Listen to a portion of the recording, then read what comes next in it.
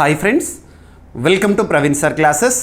మొదటిసారి మన యూట్యూబ్ ఛానల్ని చూస్తున్న ప్రతి ఒక్క అభ్యర్థి ఇప్పుడే మన ఛానల్ని సబ్స్క్రైబ్ చేయండి.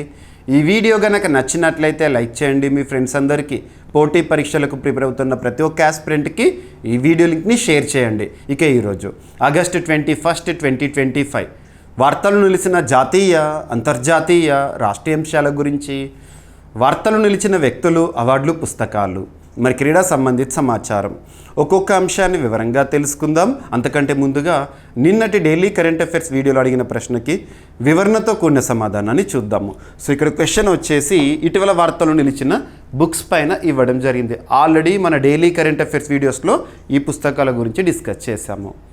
అండ్ అభ్యర్థులు ఒక విషయాన్ని గుర్తుపెట్టుకోండి, మరొకసారి గుర్తు చేస్తున్నాను. కరెంట్ అఫైర్స్లో భాగంగా కొన్ని టాపిక్స్ని చదివేటప్పుడు జాగ్రత్తలు పాటించండి. ఆ టాపిక్స్ ఏంటంటే books and authors, summits, conferences, లేదంటే ఇటీవల కాలంలో వార్తలు ఇచ్చిన ఇంపార్టెంట్ డేస్, థీమ్స్, లేదంటే సూపర్లేటివ్ టాపిక్స్ సంబంధించి ఆ సూపర్లేటివ్ వర్డ్ ఏదైతే ఉంటుందో వాటి విషయంలో. ఉదాహరణ తీసుకుంటే బుక్స్ అండ్ ఆథర్స్, వార్తల్లో నిలుస్తున్న పుస్తకాల గురించి మనం చూస్తున్నప్పుడు ఆ కవర్ పేజ్ని చూడండి. కవర్ పేజ్ పైన ఏ లాంగ్వేజ్లో అయితే పేరుంటుందో, ఆ పుస్తకం పేరు ఉంటుందో అదే లాంగ్వేజ్లో గుర్తుపెట్టుకోండి. దయచేసి ఎట్టి పరిస్థితుల్లో కూడా ట్రాన్స్లేషన్ చేయకండి. పుస్తకం పేరు, వార్తలో నిలిచిన పుస్తకం పేరుని ట్రాన్స్లేషన్ చేయకండి. ఎందుకంటే పోటీ పరీక్షల కోణంలో చాలా వరకు తెలుగు అభ్యర్థులు ఈ విషయంలో మార్కులు కోల్పోయే ప్రమాదం ఉంది. మన గతం చెప్తుంది, అనుభవాలు చెప్తున్నాయి. ట్రాన్స్లేషన్ ఎర్రర్స్ కారణంగా తెలుగు మీడియం అభ్యర్థులు చాలా వరకు లాస్ అవుతున్నారు. కాబట్టి చదివేటప్పుడే, ఉదాహరణకు సమ్మిట్స్, థీమ్స్ ఉన్నాయనుకోండి, ఆ థీమ్ ఏ లాంగ్వేజ్లో ఉంటే అదే లాంగ్వేజ్లో గుర్తుపెట్టుకోండి. ఇంపార్టెంట్ డేస్, థీమ్స్ టాపిక్ చదివేటప్పుడు ఆ థీమ్స్ ఏవైతే ఉంటాయో ఏ లాంగ్వేజ్లో ఉంటే అదే లాంగ్వేజ్. సూపర్లేటివ్ టాపిక్స్ ఉన్నాయనుకోండి, అక్కడ వర్డ్స్ ఉంటాయి, లార్జెస్ట్, లాంగెస్ట్, షార్టెస్ట్, ఇలాంటి పదాలు. వాటిని ఖచ్చితంగా ఒక్కసారి ఇంగ్లీష్లో చూడండి. ఓకేనా? సో ఈ విధంగా కొంత కాషన్తో చదివితే ఏంటంటే ఎక్కువ మొత్తంలో మనము స్కోర్ చేసే అవకాశాలు ఉంటాయి. సో ఇక్కడ ప్రశ్నకి సమాధానం చూద్దాము. Why the constitution matters selected speeches అనే పుస్తకం ఇటీవల వార్తల్లోకి వచ్చింది. ఎవరు ఆథర్ అని అడుగుతారు. మనందరికీ తెలుసు, సుప్రీంకోర్టుకి సంబంధించి దేశంలోనే అత్యున్నత న్యాయస్థానమైన సుప్రీంకోర్టుకి 50వ CJIగా చరిత్రలో నిలిచిపోయిన వ్యక్తి. సుప్రీంకోర్టు చరిత్రలో 50వ ప్రధాన న్యాయమూర్తి ఎవరు? DY చంద్రచూడ్ గారు. సో తను రాసిన ఒక పుస్తకం రాజ్యాంగం పట్ల, రాజ్యాంగ విలువల పట్ల ప్రతి వ్యక్తికి కూడా అవగాహన ఉండాలి అని చెప్పేసేసి ఒక పుస్తకాన్ని ఇటీవల మనకు పరిచయం చేశారు. ఆ పుస్తకం పేరేంటి? Why the constitution matters selected speeches. So author వచ్చేసి justice DY Chandrachud. Second book ఏమని చెప్పాను? The man who fed India. The man who fed India. Feeding, fed ఇక్కడ కీవర్డ్. మనందరికీ తెలుసు ఆగస్టు 7, మరొకసారి గుర్తు చేస్తున్నాను, ఆగస్టు 7 ఇటీవల ఆగస్టు 7, 2025 రోజున ఒక మహనీయుడి శతజయంతి ఉత్సవాలను మనం చూసాము, జరుపుకున్నాం అంగరంగ వైభవంగా. భారత ప్రధాని గారు ఆ శతజయంతి ఉత్సవాలకు హాజరయ్యారు. ఎవరు? MS స్వామినాథన్ గారు. భారతదేశంలో హరిత విప్లవ పితామహుడు ఉన్నారు కదా, MS స్వామినాథన్ గారి శతజయంతి ఉత్సవాలు ఆగస్టు 7, 2025 రోజున జరిగినాయి. ఆ రోజునే మనము తన పేరిట, తన జ్ఞాపకార్థం ఒక పురస్కార ప్రారంభోత్సవాన్ని కూడా చూసాము. ప్రస్తుతానికి అది అప్రస్తుతం. మనకి ఈ పుస్తకం గురించి చూద్దాము.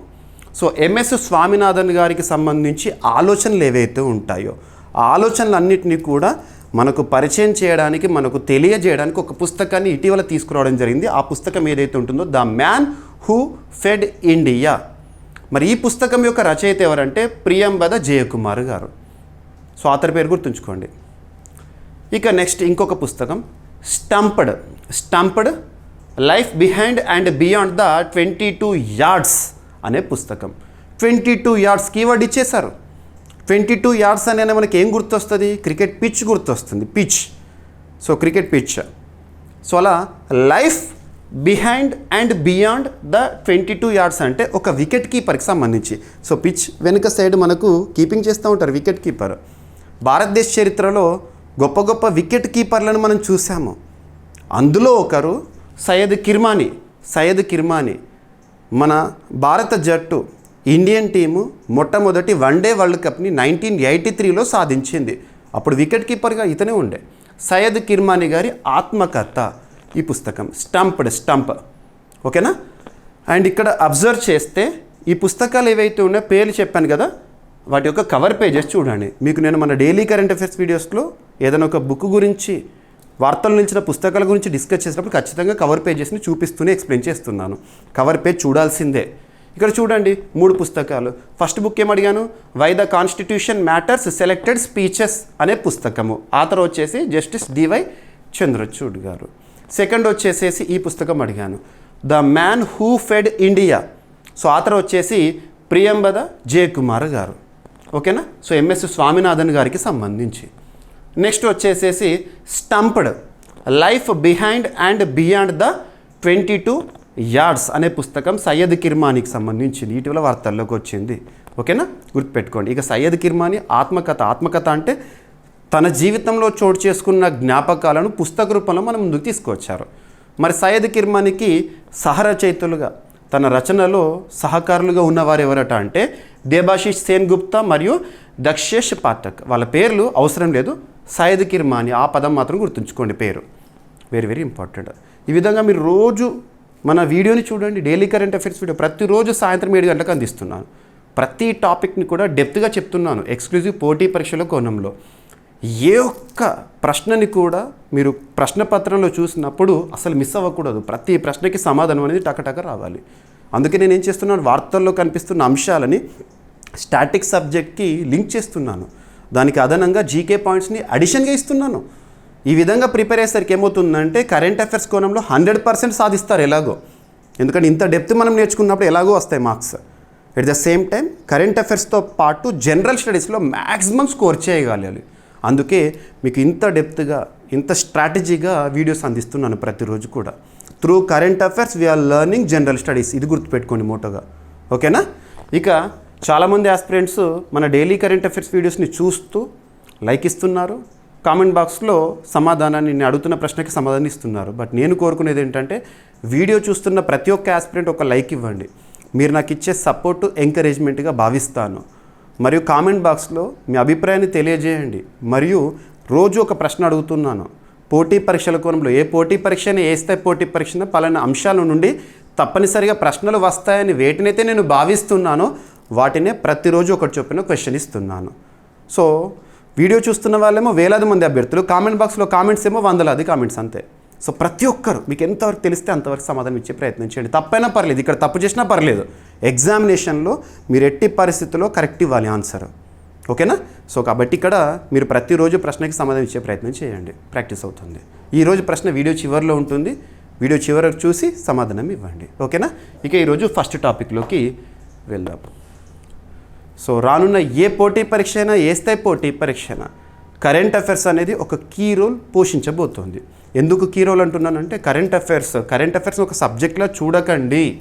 కరెంట్ అఫైర్స్ అనేది జనరల్ స్టడీస్లో భాగంగా ఈచ్ అండ్ ఎవ్రీ సబ్జెక్ట్ని మనం నేర్చుకుంటాం కదా, అందులో వస్తున్న updated information, polity, economy, geography, history, science and technology, environment and etcetera, అలా ఒక్కొక్క సబ్జెక్టు వారీగా వస్తున్న అప్డేటెడ్ ఇన్ఫర్మేషన్గా కరెంట్ అఫైర్స్ చూడండి. కరెంట్ అఫైర్స్లో మనం పర్ఫెక్ట్ అయ్యాము అంటే అన్ని సబ్జెక్టులపైన పట్టొచ్చినట్టే.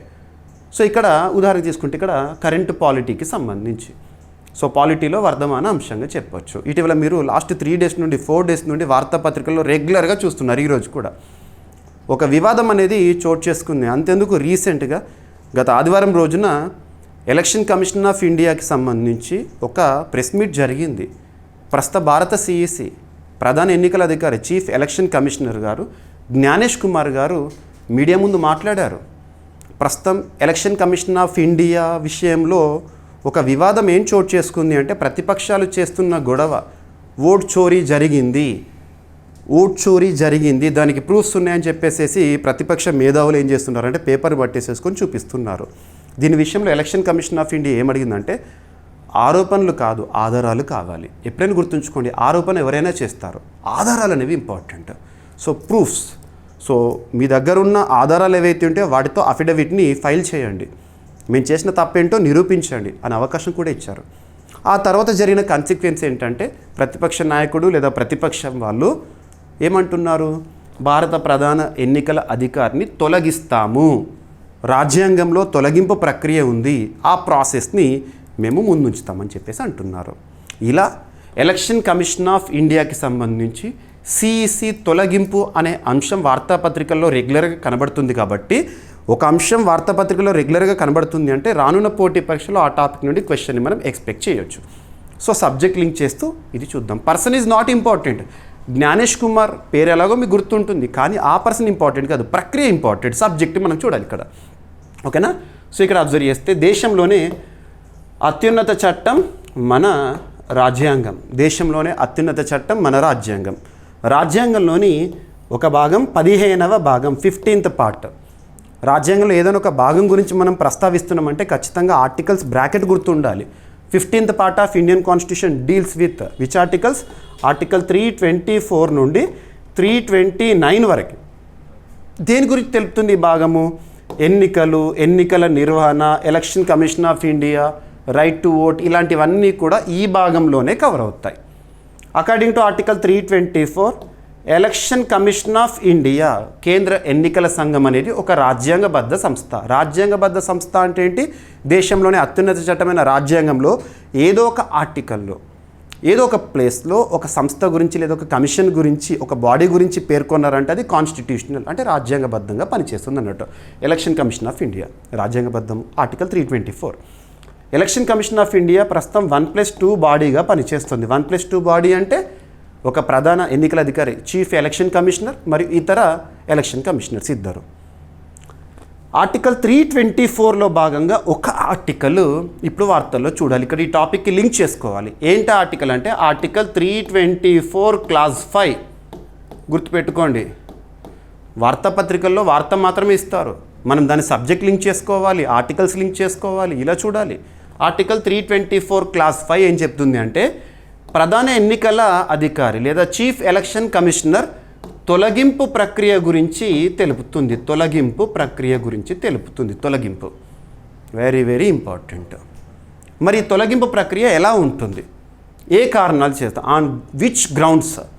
గ్రౌండ్స్ ఏంటంటే ఏ కారణాలను చూపిస్తూ ప్రధాన ఎన్నికల అధికారిని తొలగించవచ్చు అంటే, ఒకటి ఇన్కెపాసిటీ, సెకండ్ మిస్బిహేవియర్.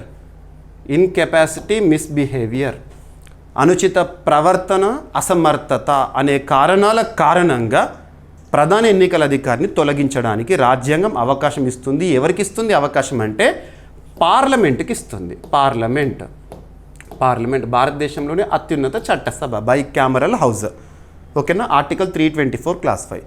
ఇక్కడ ఒక టాపిక్తో మళ్ళీ లింక్ చేస్తాను. ఇటీవల మనం వార్తలు చూసాం, మీకు చాలాసార్లు చెప్పాను, ఒక పద్ధతి గురించి నేర్చుకుంటే 4 గురించి మనము పూర్తి చేసిన వారం అవుతామని చెప్పేసి ఒక పద్ధతి. ఆ పద్ధతి ఏం చెప్పాను మీకు ఇటీవల కాలంలో మన కరెంట్ అఫైర్స్లో భాగంగా అంటే, రీసెంట్గా అలహాబాద్ హైకోర్టు న్యాయమూర్తిగా విధులు నిర్వర్తిస్తున్న జస్టిస్ యశ్వంత్ వర్మ ఇంటిలో కట్టల కోట్ల రూపాయలు బయటపడ్డాయి అన్నాను. అవినీతి ఆరోపణల కారణంగా తనని తొలగించడానికి పార్లమెంటు సిద్ధమైంది అని చెప్పేసి అప్పుడు మీకు ఒక ప్రొసీజర్ ఎక్స్ప్లెయిన్ చేశాను, ఎలా తొలగిస్తారని చెప్పేసి. అప్పుడు ఒక స్టేట్మెంట్ కూడా మీకు చెప్పాను. ఆ స్టేట్మెంట్ ఏంటంటే, భారతదేశంలో రాజ్యాంగబద్ధంగా ఉన్న 4 పదవులను తొలగించే పద్ధతి ఒకే విధంగా ఉంటుంది. Articles are different. ఆర్టికల్స్ పక్కన పెట్టండి, పద్ధతి మాత్రం ఒకే రకంగా ఉంటుంది. ఏమేం పద్ధతి అంటే, ఉదాహరణకి సుప్రీంకోర్టు న్యాయమూర్తులను, భారతదేశంలో ఒక్కొక్క రాష్ట్రంలోనూ అత్యున్నత న్యాయస్థానమైన హైకోర్టు ఉంటుంది కదా, హైకోర్టు న్యాయమూర్తులను, నెక్స్ట్ ఎలక్షన్ కమిషన్ ఆఫ్ ఇండియాకి సంబంధించి ప్రధాన ఎన్నికల అధికారిని లేదా సిఈసిని, next controller and auditor general of India. ఈ 4 గుర్తుంచుకోండి. ఈ 4 పదవులను గుర్తుంచుకోండి, వెరీ వెరీ ఇంపార్టెంట్. ఇందులో ఏ ఒక్క తొలగింపు విధానం గురించి, పద్ధతి గురించి మనం నేర్చుకున్నా మిగతా 3 కూడా కంప్లీట్ అయినట్టే. ఆల్రెడీ మనము న్యాయమూర్తుల తొలగింపు గురించి చూసాము. ఇప్పుడు మరొకసారి వార్తల్లోకి వచ్చింది కాబట్టి సిఈసి పదవి తొలగింపు గురించి వార్తల్లోకి వచ్చింది, దాని కూడా మళ్ళీ ఒకసారి రివిజన్ చేసుకుందాము. రివిజనే, ఓకేనా? సో చూద్దాము. ఇక్కడ న్యాయమూర్తుల గురించి, సుప్రీంకోర్టు న్యాయమూర్తుల గురించి పార్ట్ 5లో మనం నేర్చుకుంటాము. పార్ట్ 5 ప్రత్యేకత ఏంటి? Largest party in Indian constitution. అందులో న్యాయ వ్యవస్థ గురించి ఆర్టికల్ 124 నుండి 147 వరకు నేర్చుకుంటాము. అక్కడ ఆర్టికల్ 124 క్లాజ్ 4 క్లాజ్ 5 తొలగింపు గురించి చెప్తుంది, న్యాయమూర్తుల తొలగింపు. సేమ్ కారణం ఇదే. నెక్స్ట్ హైకోర్టు న్యాయమూర్తుల తొలగింపుకి సంబంధించి మనము ఆర్టికల్ 217 క్లాజ్ 1(b)లో చూస్తాము. ఇక ఎలక్షన్ కమిషన్ ఆఫ్ ఇండియాకి సంబంధించి ప్రధాన ఎన్నికల అధికారి తొలగింపు గురించి ఆర్టికల్ 324 క్లాజ్ 5లో చూస్తాము. ఇక కాగ్ తొలగింపు గురించి ఆర్టికల్ 148 నుండి 151 వరకు కాగ్ పదవి ఉంటుంది కదా, అందులో ఆర్టికల్ 148 దగ్గర మనం చూస్తాము, గుర్తుపెట్టుకోండి. ఇక తొలగింపు పద్ధతి ఎలా ఉండాలి అంటే, ఫస్ట్ ఇప్పుడు జ్ఞానేష్ కుమార్ని చీఫ్ ఎలక్షన్ కమిషనర్ని తొలగించేందుకు ప్రతిపక్షాలు సిద్ధమవుతున్నాయి. మరి ఏం చేయాలి ప్రాసెస్ అంటే, పార్లమెంట్కి అధికారం ఉంటుంది, తొలగించే అధికారము. ఆ తొలగింపు తీర్మానం ఏదైతే ఉంటుందో పార్లమెంట్లో ప్రవేశపెట్టాలి. మరి పార్లమెంట్లో ద్విసభ విధానం, బైకామరలిజం ఉంది, బైకామరల్స్ 2 హౌజెస్ ఉన్నాయి. మరి ఏ సభలో ముందుగా ప్రవేశపెట్టాలంటే, ఈ తొలగింపు విషయంలో మాత్రం ఇరు సభలకు సమాన అధికారాలు ఉంటాయి, ఈక్వల్ పవర్స్. అంటే లోక్సభలో అయినా ప్రవేశపెట్టవచ్చు, రాజ్యసభలో అయినా ప్రవేశపెట్టవచ్చు. ఉదాహరణకి లోక్సభలోనే ముందుగా తొలగింపు తీర్మానాన్ని ప్రవేశపెట్టాలంటే సభలోని మొత్తం సభ్యులు ఉంటారు కదా, అందులో 100 మంది తొలగింపు తీర్మానాన్ని సిద్ధం చేసి సభాధ్యక్షుడికి ఇవ్వాలి, అంటే స్పీకర్కి ఇవ్వాలి. లేదు రాజ్యసభలోనే ముందుగా తొలగింపు ప్రక్రియ ప్రారంభించాలి అనుకుంటే రాజ్యసభలోని మొత్తం సభ్యుల్లో 50 మంది తొలగింపు తీర్మానాన్ని సిద్ధం చేయాలి, చేసి సభాధ్యక్షుడికి ఇవ్వాలి. క్లియర్? ఆ తర్వాత ఏ సభలో అయితే తొలగింపు తీర్మానం ప్రవేశపెట్టడం అనేది ఉంటుందో ఆ సభాధ్యక్షుడు, లోక్సభ అయితే లోక్సభ, రాజ్యసభ అయితే రాజ్యసభ, ఎక్కడ ప్రవేశపెట్టాలనుకుంటే అక్కడ, ఆ సభాధ్యక్షుడు ఏం చేస్తాడంటే ఒక 3 సభ్య కమిటీకి దాన్ని ఫార్వర్డ్ చేస్తారు, విచారణ కోసం వేస్తారు. విచారణ ఎంక్వైరీ కమిటీ, మనం జడ్జెస్ తొలగింపు దగ్గర జడ్జెస్ ఎంక్వైరీ యాక్ట్ 1968 అని చెప్పి చూస్తాము. విచారణ కమిటీని వేస్తారు. 3 సభ్యులు ఉంటారు, 3 సభ్య. ఆ 3లో ఒకరు సుప్రీంకోర్టు ప్రధాన న్యాయమూర్తి లేదా సీనియర్ మోస్ట్ జడ్జ్, రెండవ వ్యక్తి వచ్చేసి భారతదేశంలోని ఏదైనా ఒక హైకోర్టుకు సంబంధించిన ప్రధాన న్యాయమూర్తి, మూడవ వ్యక్తి వచ్చేసి ఒక న్యాయకో విధుడు, రాష్ట్రపతిచే నియమించబడిన వ్యక్తి. ఆ 3 ఎవరిపైనైతే తొలగింపు తీర్మానం అనేది ప్రవేశపెట్టాలనుకుంటున్నారో వాళ్ళపైన విచారణ చేస్తారు. విచారణ చేసి ఎస్ తనపైన వచ్చిన ఆరోపణలు ఏవైతే ఉంటాయో, అవినీతి ఆరోపణలు కానివ్వండి, ఇన్కెపాసిటీ, మిస్బిహేవియర్, ఈ గ్రౌండ్స్ ఏవైతే ఉంటాయో ఎస్ దట్ ఆర్ ట్రూ, అవన్నీ కరెక్టే అని చెప్పేసి రాస్తారనుకోండి, రిపోర్ట్ రాసి సభాధ్యక్షుడు సమర్పిస్తాడు. ఆ రిపోర్ట్లో కనుక ఎస్ అవన్నీ ఆరోపణలు కరెక్టే అంటే ఇక ఫర్దర్ ఓటింగ్కి పోతుంది. ఏ సభలో అయితే ప్రవేశపెడతారో ఆ సభలో ఓటింగ్, సభలోని సభ్యులు ఆ తొలగింపు తీర్మానానికి ఓటు వేయాలి. సో స్పెషల్ మెజారిటీతో కనుక ఓటింగ్ అనేది పూర్తయింది అనుకోండి, స్పెషల్ మెజారిటీ అంటే 2/3 మెజారిటీ, ఓకేనా, ప్రత్యేక మెజారిటీతో తొలగింపు తీర్మానం ఒక సభలో పాస్ అయితే ఇంకో సభలోకి వస్తుంది. రెండవ సభలో కూడా 2/3 మెజారిటీతో ఆ తీర్మానాన్ని ఆమోదించారనుకోండి, అప్పుడు ఫైనల్గా రాష్ట్రపతి దగ్గరకు వస్తుంది. రాష్ట్రపతి ఓకే అని చెప్పి సంతకం చేశారనుకోండి, ఆ తొలగింపు ప్రక్రియ పూర్తయినట్టే, సదరు వ్యక్తి తొలగింపునకు గురయ్యాడు అన్నట్టు. ఒకవేళ విచారణ కమిటీ 3 సభ్య కమిటీ కనుక అతని మీద వచ్చిన ఆరోపణలు వాస్తవం లేదు, అవన్నీ కల్పితాలు అని చెప్పేసి రాసిన అంతటితో ఆ ప్రక్రియ అక్కడికి ఆగిపోతుంది. ఇక సభ దృష్టికి ఓటింగ్కి రాదు. ఇది ప్రొసీజర్, ఇలా చూడాలి. సో ఈ 4ంటికి కూడా అదే విధంగా వర్తిస్తుంది. క్లియర్? సో ఇది మరి ఇప్పుడు జ్ఞానేష్ కుమార్ గారు తొలగించబడతారా లేదా అనేది చూడాలి. వార్తల్లో కనిపించింది కాబట్టి మన కరెంట్ అఫైర్స్లో నేర్చుకోవాలి కాబట్టి మనం చూస్తాము.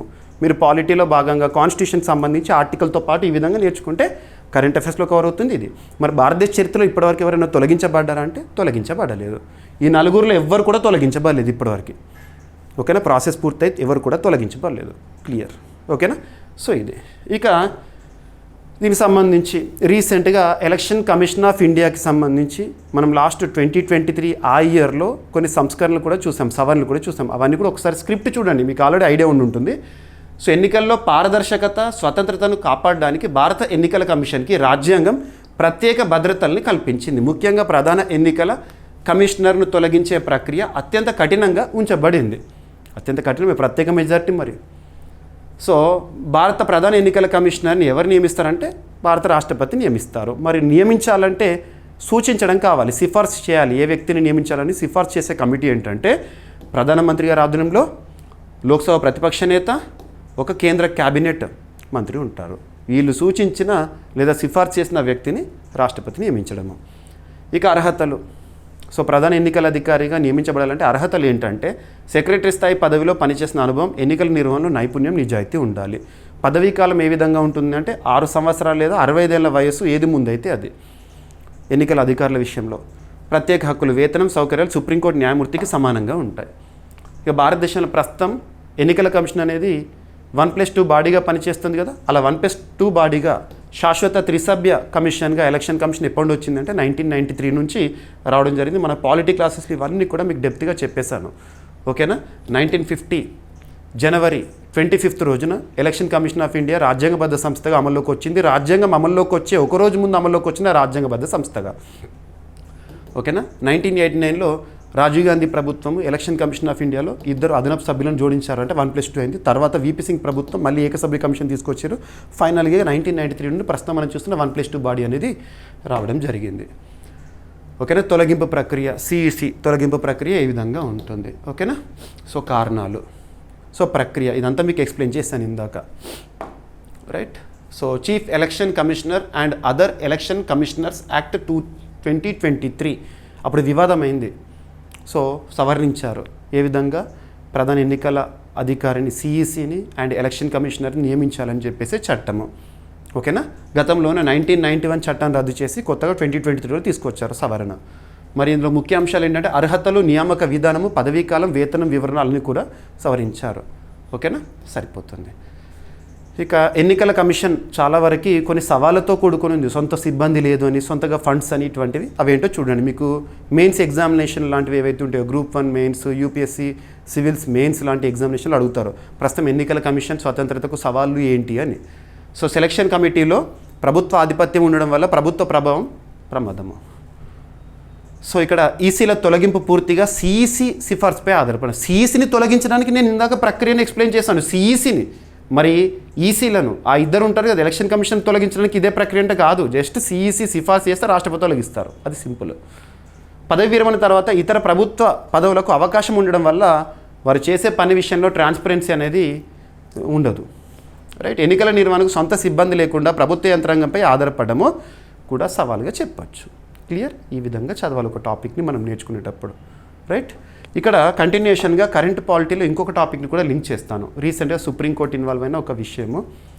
ఇక్కడ అదనపు సమాచారం. ఎన్నికల కమిషన్ జనవరి 25, 1950న ఏర్పాటైంది. అందుకే ప్రతి ఏటా కూడా జనవరి 25ని జాతీయ ఓటర్ల దినోత్సవంగా మనం సెలబ్రేట్ చేసుకుంటాము. రైట్. ప్రస్తుతం జ్ఞానేష్ కుమార్ గారు ఉన్నారు, స్వతంత్రంగా పనిచేస్తుంది. రైట్. సో ఇక్కడ కంటిన్యూషన్గా కరెంట్ పాలిటీలో ఇంకొక టాపిక్ని కూడా ఈ వీడియోలోనే మనం చూద్దాం. ఇక్కడ సో రాష్ట్రాల బిల్లులను గవర్నర్లు దీర్ఘకాలం నిలిపివేస్తే ఏమవుతుంది అని చెప్పేసి ఆగస్టు 19 రోజు, ఆగస్టు 20 బుధవారం రోజు 2 రోజుల పాటు సుప్రీంకోర్టులో జరిగిన చర్చ. అసలు చర్చకి కారణం ఏంటి, ఈ బేసిక్ చెప్తాను. అసలు ఎక్కడి నుండి స్టార్ట్ అయిందనేది. ప్రస్తుతం భారతదేశంలో కొన్ని రాష్ట్రాల్లో గవర్నర్ పదవి అనేది చాలా వివాదాస్పదమైంది. ఉదాహరణకు తీసుకుంటే గతంలో తెలంగాణ ప్రభుత్వం, అప్పుడు కేసీఆర్ ప్రభుత్వం ఉన్నప్పుడు కేసీఆర్ వర్సెస్ తమిళిసై. గతంలో కేరళ రాష్ట్రంలో పినరై విజయన్ వర్సెస్ మహమ్మద్ ఆరిఫ్ ఖాన్ గవర్నర్ వ్యవస్థకి. వెస్ట్ బెంగాల్లో మమతా బెనర్జీ వర్సెస్ జగదీప్ ధన్కర్, తను ఉపరాష్ట్రపతి కాకముందు వెస్ట్ బెంగాల్లో గవర్నర్గా ఉండే. అండ్ తమిళనాడులో ఇప్పటి కూడా కొనసాగుతుంది governor versus government, MK Stalin ప్రభుత్వానికి, గవర్నర్ వ్యవస్థకి. ఇక్కడ ట్రిగరింగ్ మూమెంట్ మాత్రం తమిళనాడు సుప్రీంకోర్టును ఆశ్రయించింది ఆ విషయంలోనే. ఇక్కడ మనం అబ్జర్వ్ చేస్తే తమిళనాడులో జరిగింది ఏంటి, ప్రభుత్వం పరిపాలించడానికి చాలా చట్టాలను రూపొందిస్తుంది చట్టసభ ద్వారా, శాసనసభ ద్వారా.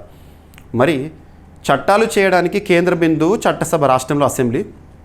అలా ప్రభుత్వం చాలా బిల్స్ని సిద్ధం చేసి శాసనసభ ఆమోదం తెలపబడిన బిల్లులను గవర్నర్కి పంపిస్తుంది. ఇది ఖచ్చితంగా రాజ్యాంగబద్ధంగా జరుగుతుంది ప్రొసీజర్. రాజ్యాంగంలో 6వ భాగంలో 6th part of Indian constitution రాష్ట్ర ప్రభుత్వంలో గవర్నర్ వ్యవస్థ గురించి మనం నేర్చుకునేటప్పుడు ఆర్టికల్ 200, ఆర్టికల్ 201 చూస్తాము. ఏదైనా ఒక బిల్లు శాసనసభ ఆమోదం తెలపబడిన బిల్లు గవర్నర్ దగ్గరికి వస్తుంది.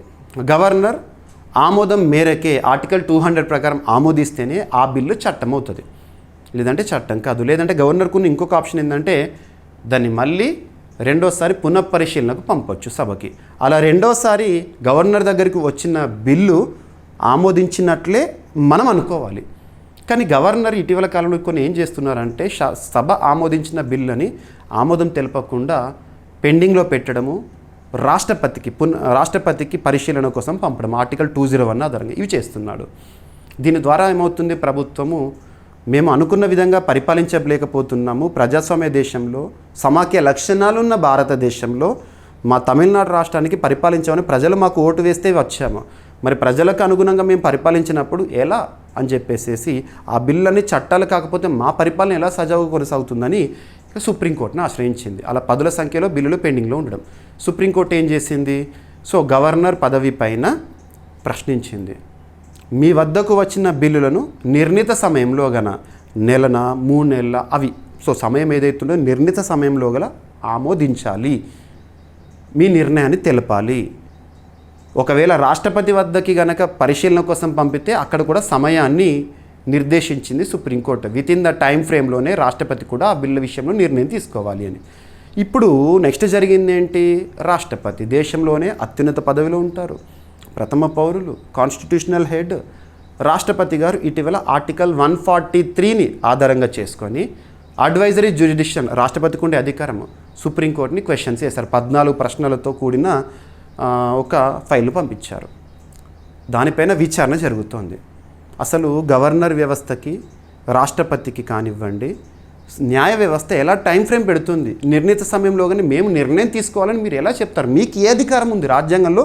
ఈ ప్రశ్న మమ్మల్ని అడిగే విధంగా మీకు ఎవరు ఇచ్చారు, ఏ ఆర్టికల్ ప్రకారం ఇచ్చారు? సుప్రీంకోర్టుని ప్రశ్నించినట్లు క్వశ్చన్స్. దీనిపైన సుప్రీంకోర్టు రాజ్యాంగ ధర్మాసనాన్ని వేసింది. రాజ్యాంగ ధర్మాసనం, సాధారణ ధర్మాసనం అంటే మీకు తెలుసుంది కదా, కాన్స్టిట్యూషనల్ బెంచ్. రాజ్యాంగ ధర్మాసనం అంటే రాజ్యాంగాన్ని ప్రశ్నించే విధంగా ఏదైనా కేసు వస్తే కనీసం 5 జడ్జిలు అంతకంటే ఎక్కువ మందితో కూడిన ధర్మాసనాన్ని వేస్తారు. ఇప్పటివరకు భారతదేశ చరిత్రలో అతిపెద్ద రాజ్యాంగ ధర్మాసనం Keshavananda Bharati versus state of Kerala 1973, 13 మంది న్యాయమూర్తులు విచారించారు. అలా సో ఇక్కడ రాజ్యాంగ ధర్మాసనం వేశారు. ప్రస్తుత సుప్రీంకోర్టు ప్రధాన న్యాయమూర్తి, సుప్రీంకోర్టులో 52వ ప్రధాన న్యాయమూర్తి జస్టిస్ బిఆర్ గవాయ్ గారి ఆధ్వర్యంలో ధర్మాసనం, రాజ్యాంగ ధర్మాసనం విచారించి కేంద్ర ప్రభుత్వాన్ని అండ్ అటార్నీ జనరల్ని క్వశ్చన్స్ వేసింది. అటార్నీ జనరల్ని క్వశ్చన్ వేశారు. అసలు ఏ విధంగా రాజ్యాంగం ప్రకారము రాష్ట్రాల బిల్లులను గవర్నర్లు దీర్ఘకాలికంగా నిలిపివేస్తారు అని కొన్ని క్వశ్చన్స్ వేసి చేశారు. సో అందులో నిన్నటి రోజున మనం అబ్జర్వ్ చేస్తే బుధవారము ఆగస్టు 20వ తేదీన సుప్రీంకోర్టు సంధించిన కొన్ని ప్రశ్నలు అవేంటంటే, గవర్నర్లు ఇష్టానుసారం బిహేవ్ ప్రవర్తిస్తానంటే చెల్లదు, గవర్నర్కి టైం ఫ్రేమ్ అనేది ఖచ్చితంగా ఉండాలి, ప్రజాస్వామ్య దేశంలో ప్రజలెన్నుకున్న ప్రభుత్వం పరిపాలించాలంటే, ప్రజలెన్నుకున్న పరిపాలన కొనసాగాలంటే చట్టాలు రావాలి, ఆ చట్టాలు రావాలంటే గవర్నర్ కాలడ్డు పెడతానంటే కరెక్ట్ కాదని చెప్పారు. గవర్నర్ల ఇష్టారాజ్యం అనేది చెల్లదని చెప్పారు. అండ్ రెండవసారి శాసనసభ ఆమోదించిన బిల్లు రాష్ట్రపతి పరిశీలనకు పంపడానికి ఒప్పుకోనేది లేదు, ఎందుకంటే రాజ్యాంగంలో కూడా లేదు. ఒకసారి గవర్నర్ దగ్గరికి ఒక బిల్లు వస్తే, శాసనసభ ఆమోదం తెలుపబడిన బిల్లు వస్తే పునఃపరిశీలనకు పంపండి, పర్లేదు, మళ్ళీ శాసనసభకి. అలా రెండవసారి సెకండ్ సైకిల్లో గవర్నర్కి వస్తే ఖచ్చితంగా ఆర్టికల్ 200 ఆధారంగా ఆమోదించినట్లే లెక్క. కానీ దీన్ని గవర్నర్ రాష్ట్రపతికి పంపించడం ఏంటి, ఇది రాజ్యాంగంలో లేదు అని చెప్పారు. నెక్స్ట్, బిల్లులకు సమ్మతి తెలిపే విషయంలో గవర్నర్లకు ఉన్న అధికారాలు ఏంటి అని చెప్పేసి క్వశ్చన్ చేశారు. సో ప్రభుత్వం చట్టాల విషయంలో గవర్నర్ సహకరించాలి, రాష్ట్రపతి అయినా సహకరించాలని చెప్పేసి కొంత స్ట్రాంగ్ అని నిన్నటి రోజున విచారణ పూర్తయింది. ఆగస్టు 20, 2025 రోజున. సో 2025 ఆగస్టు నెలలో సుప్రీంకోర్టు రాజ్యాంగ ధర్మాసనం ఒక ప్రత్యేకమైన అంశంపై విచారణ ప్రారంభించింది. రాష్ట్ర శాసనసభలు ఆమోదించి గవర్నర్లకు పంపిన బిల్లును వారు సుదీర్ఘకాలం నిలిపివేయడం వల్ల తలెత్తే అసాధారణ పరిస్థితుల పరిష్కారం ఏంటని ప్రశ్నపై కేంద్రం అటార్నీ జనరల్ని ప్రశ్నించింది. ఓకేనా? సో ఇక్కడ రాజ్యాంగ ధర్మాసనంలో ఎవరున్నారో అని అడిగారు. రాజ్యాంగ ధర్మాసనం అంటే మ్యాక్సిమం సుప్రీంకోర్టు ప్రధాన న్యాయమూర్తి ఉంటారు. ప్రస్తుతం ప్రధాన న్యాయమూర్తిగా జస్టిస్ బిఆర్ గవాయ్ గారు. అసలు ప్రధాన ప్రశ్న ఏంటంటే, గవర్నర్లు బిల్లును ఆమోదం లేకుండా, తిరస్కరించకుండా లేదా రాష్ట్రపతి పంపకుండా ఎన్నెళ్ళైనా నిలిపివేయగలరా, పెండింగ్లో పెడతారా, అసలు ఏ నిర్ణయం లేకుండా? దానిపైన జరిగింది ఇదంతా. కేరళ తరపున సీనియర్ న్యాయవాది కేకే వేణుగోపాల్ గారు రాష్ట్రపతి అభిప్రాయార్థనపై విచారణ చేయకూడదని వాదించారు. రాష్ట్రపతికి, గవర్నర్ వ్యవస్థకి ఇమ్యూనిటీ ఉంటుంది ఆర్టికల్ 361 ప్రకారం కానివ్వండి, ఇటువంటి వాటిపైన న్యాయ వ్యవస్థకి విచారణ చేసే అధికారం లేదని కూడా వాదించారు. ఓకేనా? సో గుర్తుపెట్టుకోండి, రైట్? ఇదంతా జరిగింది. ఆర్టికల్ 200 ఆధారంగా రాష్ట్ర గవర్నరు తన వద్దకు వచ్చిన బిల్లును ఆమోదం తెలపవచ్చు, తిరస్కరించవచ్చు, సవరణ సూచనలో తిరిగి పంపవచ్చు, రాష్ట్రపతికి పంపవచ్చు ఆర్టికల్ 201 ఆధారంగా ఇది. ఓకేనా, రైట్.